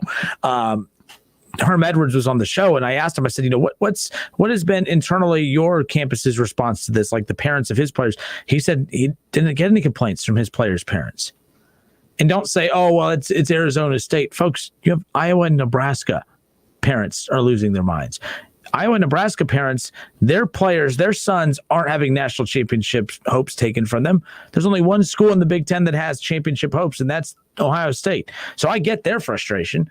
But to sit there and say, oh, Iowa and Nebraska, to give them credit for being upset, but then sit there and knock Arizona State. I mean, Arizona State's not that different than a lot of the programs in the Big Ten. Right. They're not competing for national championships as far as that's concerned. But when we had Herm Edwards on, he straight up said, look, he wants to play. The players want to play. Of course, the parents want their kids to play.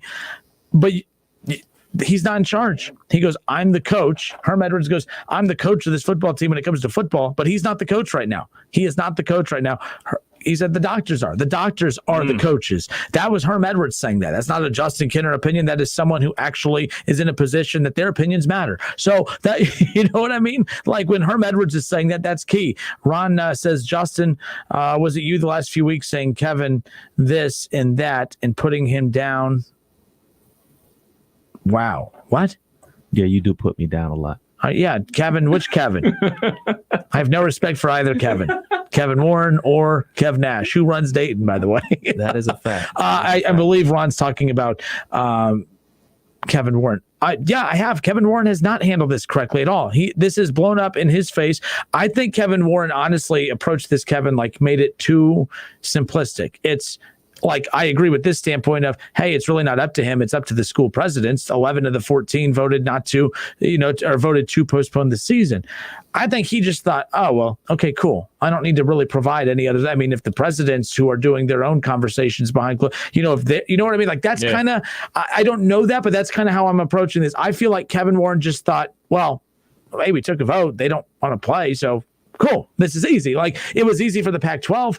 Their commissioner and Herm Edwards told me this exactly on the show. He said, hey, it was unanimous across the Pac-12. Every athletic director, even though it's not their call, but every athletic director and every school president was on board for pulling the plug on the fall season and postponing.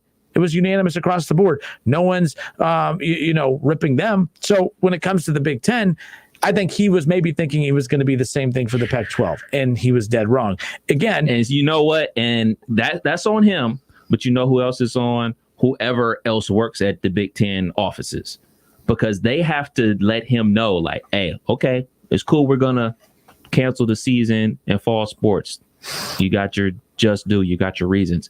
But someone at that office has to let him know how rabid these fan bases are in the Big Ten, especially the Buckeyes.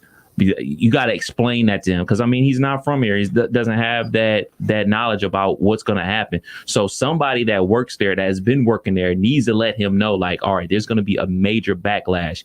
And if nobody at the Big Ten offices, obviously they didn't expect this, knew that there was going to be a backlash, somebody, I don't know if somebody's responsible for like the backlash department, but you got to know that was going to happen. You got to know, like, you got to have something prepared for the backlash. There was nothing prepared for the backlash. So it's not just a failure on his part. It's a failure on the entire staff at the Big Ten Conference headquarters. So it's a lot of blame to go around. It's the blame for the lack of a season, the lack of transparency. It's a lot of blame to go around on different fronts. He's not the only person to blame there. People that work for him are to blame. He's to blame. The presidents are to blame. It's everybody. But he's the fall guy. He's the face of it because he's the one going on doing the press conferences, not answering questions, by the way. But, he's the fall guy.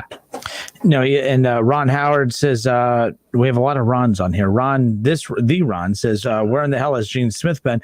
Ron, in fairness to Gene Smith, I mean, when you ask where he's been, what is he supposed to do? There's nothing he can do. Now, to be fair, I think it's fair to put more pressure on the athletic director of the most powerful university in the conference. I think that the reason you see Justin Fields taking it upon himself to go make the media rounds to push for a season, the reason Ryan Day is having to say, no, we're not done yet. We're not done yet. I still feel like the Justin Fields and Ryan Day and the parents that they're having to step up and voice their opinions as loud as they are because he's not. I feel like if Gene Smith, but to be fair, there's really not another athletic director doing that. But right. I think we can't compare Gene Smith to other athletic directors. You compare other athletic directors to him. Mm-hmm. He is the guy. He's the athletic director for the Ohio State University. So I think it's fair to hold him to a little bit of a higher standard. But again, I don't know how much of a difference that would have made. He fell in line. He fell in line to what the commissioners wanted. They fell in line just to get prepared for a winter season or spring season, whatever they're going to call it. It is what it is. David says there is no fan base in the Pac-12 like any of the fan bases in the Big Ten. See, that's that mentality that the Big Ten is just the greatest thing ever. I would disagree with that wholeheartedly. Like, if you want to say more than Ohio State, no, nothing touches Ohio State's fan base. I went to the USC Texas game. Those fans out there, they may be fair weather fans. You could say that, but when USC was on top in the early mid 2000s, and I went to that game, it was insane out there. Like, they were cheering for when guys were carted off the field getting hurt. Like, it felt like an NFL game. Felt like an NFL game. Yeah. Like, that's what it felt like. So, yeah, they have crazy fans out there as well. But, yeah, you got to be prepared for the backlash. And that's something that he wasn't ready for. And whoever's working with him, for him at the Big Ten offices, they failed him. They failed him on that. One more thing here. Last thing from David. David says he can handle it wrong and still not have a vote whether Big Ten plays. Both can be true. Like he doesn't have a vote on. I mean, like, he has no decision. Like, he doesn't have a decision making. Oh, okay. I misread it too at first. I was confused too. So he can handle it wrong and still not have a vote whether the Big Ten. David, I'm not defending him at all. But we are saying that it is silly to put it on one person, even though it is his job to be the guy that everything comes back on. This isn't just on Kevin Warren. It's the whole thing. You mean to tell me there's not one other person within? I mean, it's the most powerful conference out there outside of the SEC. And you mean there's not a secondary person that knows what the hell's going on to be able to speak up or at least advise Kevin Warren of what to do? This was it was a complete failure from the conference as a whole. Mm-hmm. And let's be clear. Pulling the plug on the season is not the failure here. That is not the failure. It's the lack of transparency. It's the lack of communication. It doesn't help that 3 of the Power 5 conferences are moving forward and playing, and that their medical experts are saying something different than what Kevin Warren is trying to say that his medical experts are saying. But folks, I got a question. How do we decide who's a credible medical expert? Is it the medical expert that's telling us what we want to hear? Like that to me is like who, like everyone's like, well, I don't care what Kevin Warren's medical experts say. Here's what the SEC is saying. Well, no, I'm not trying to be, too argumentative here, but what makes what the SEC's medical experts say better than what the Big Ten's medical experts say? I think it's simple, and fans won't acknowledge this, but you fans, I think, just say, well, the SEC medical experts are saying what is needed to be said for us to have football.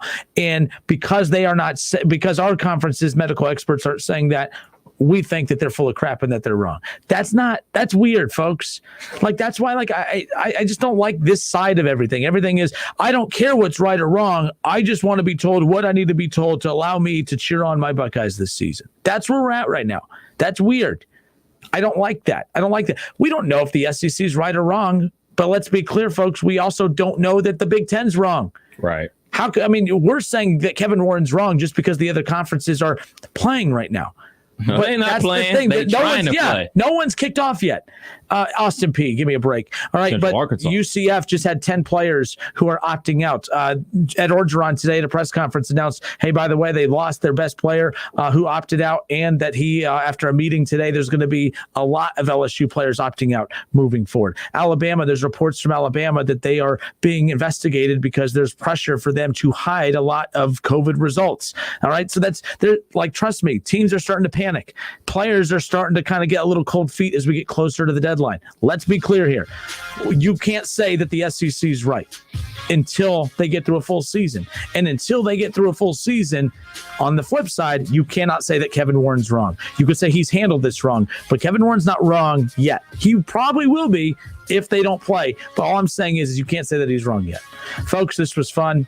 We'll go back to just sports tomorrow. I know that today we got the green light to bring politics into it because it benefited us in trying to get Curry football. green light. Yep. So there's that. The Donald came through in the clutch. How about that?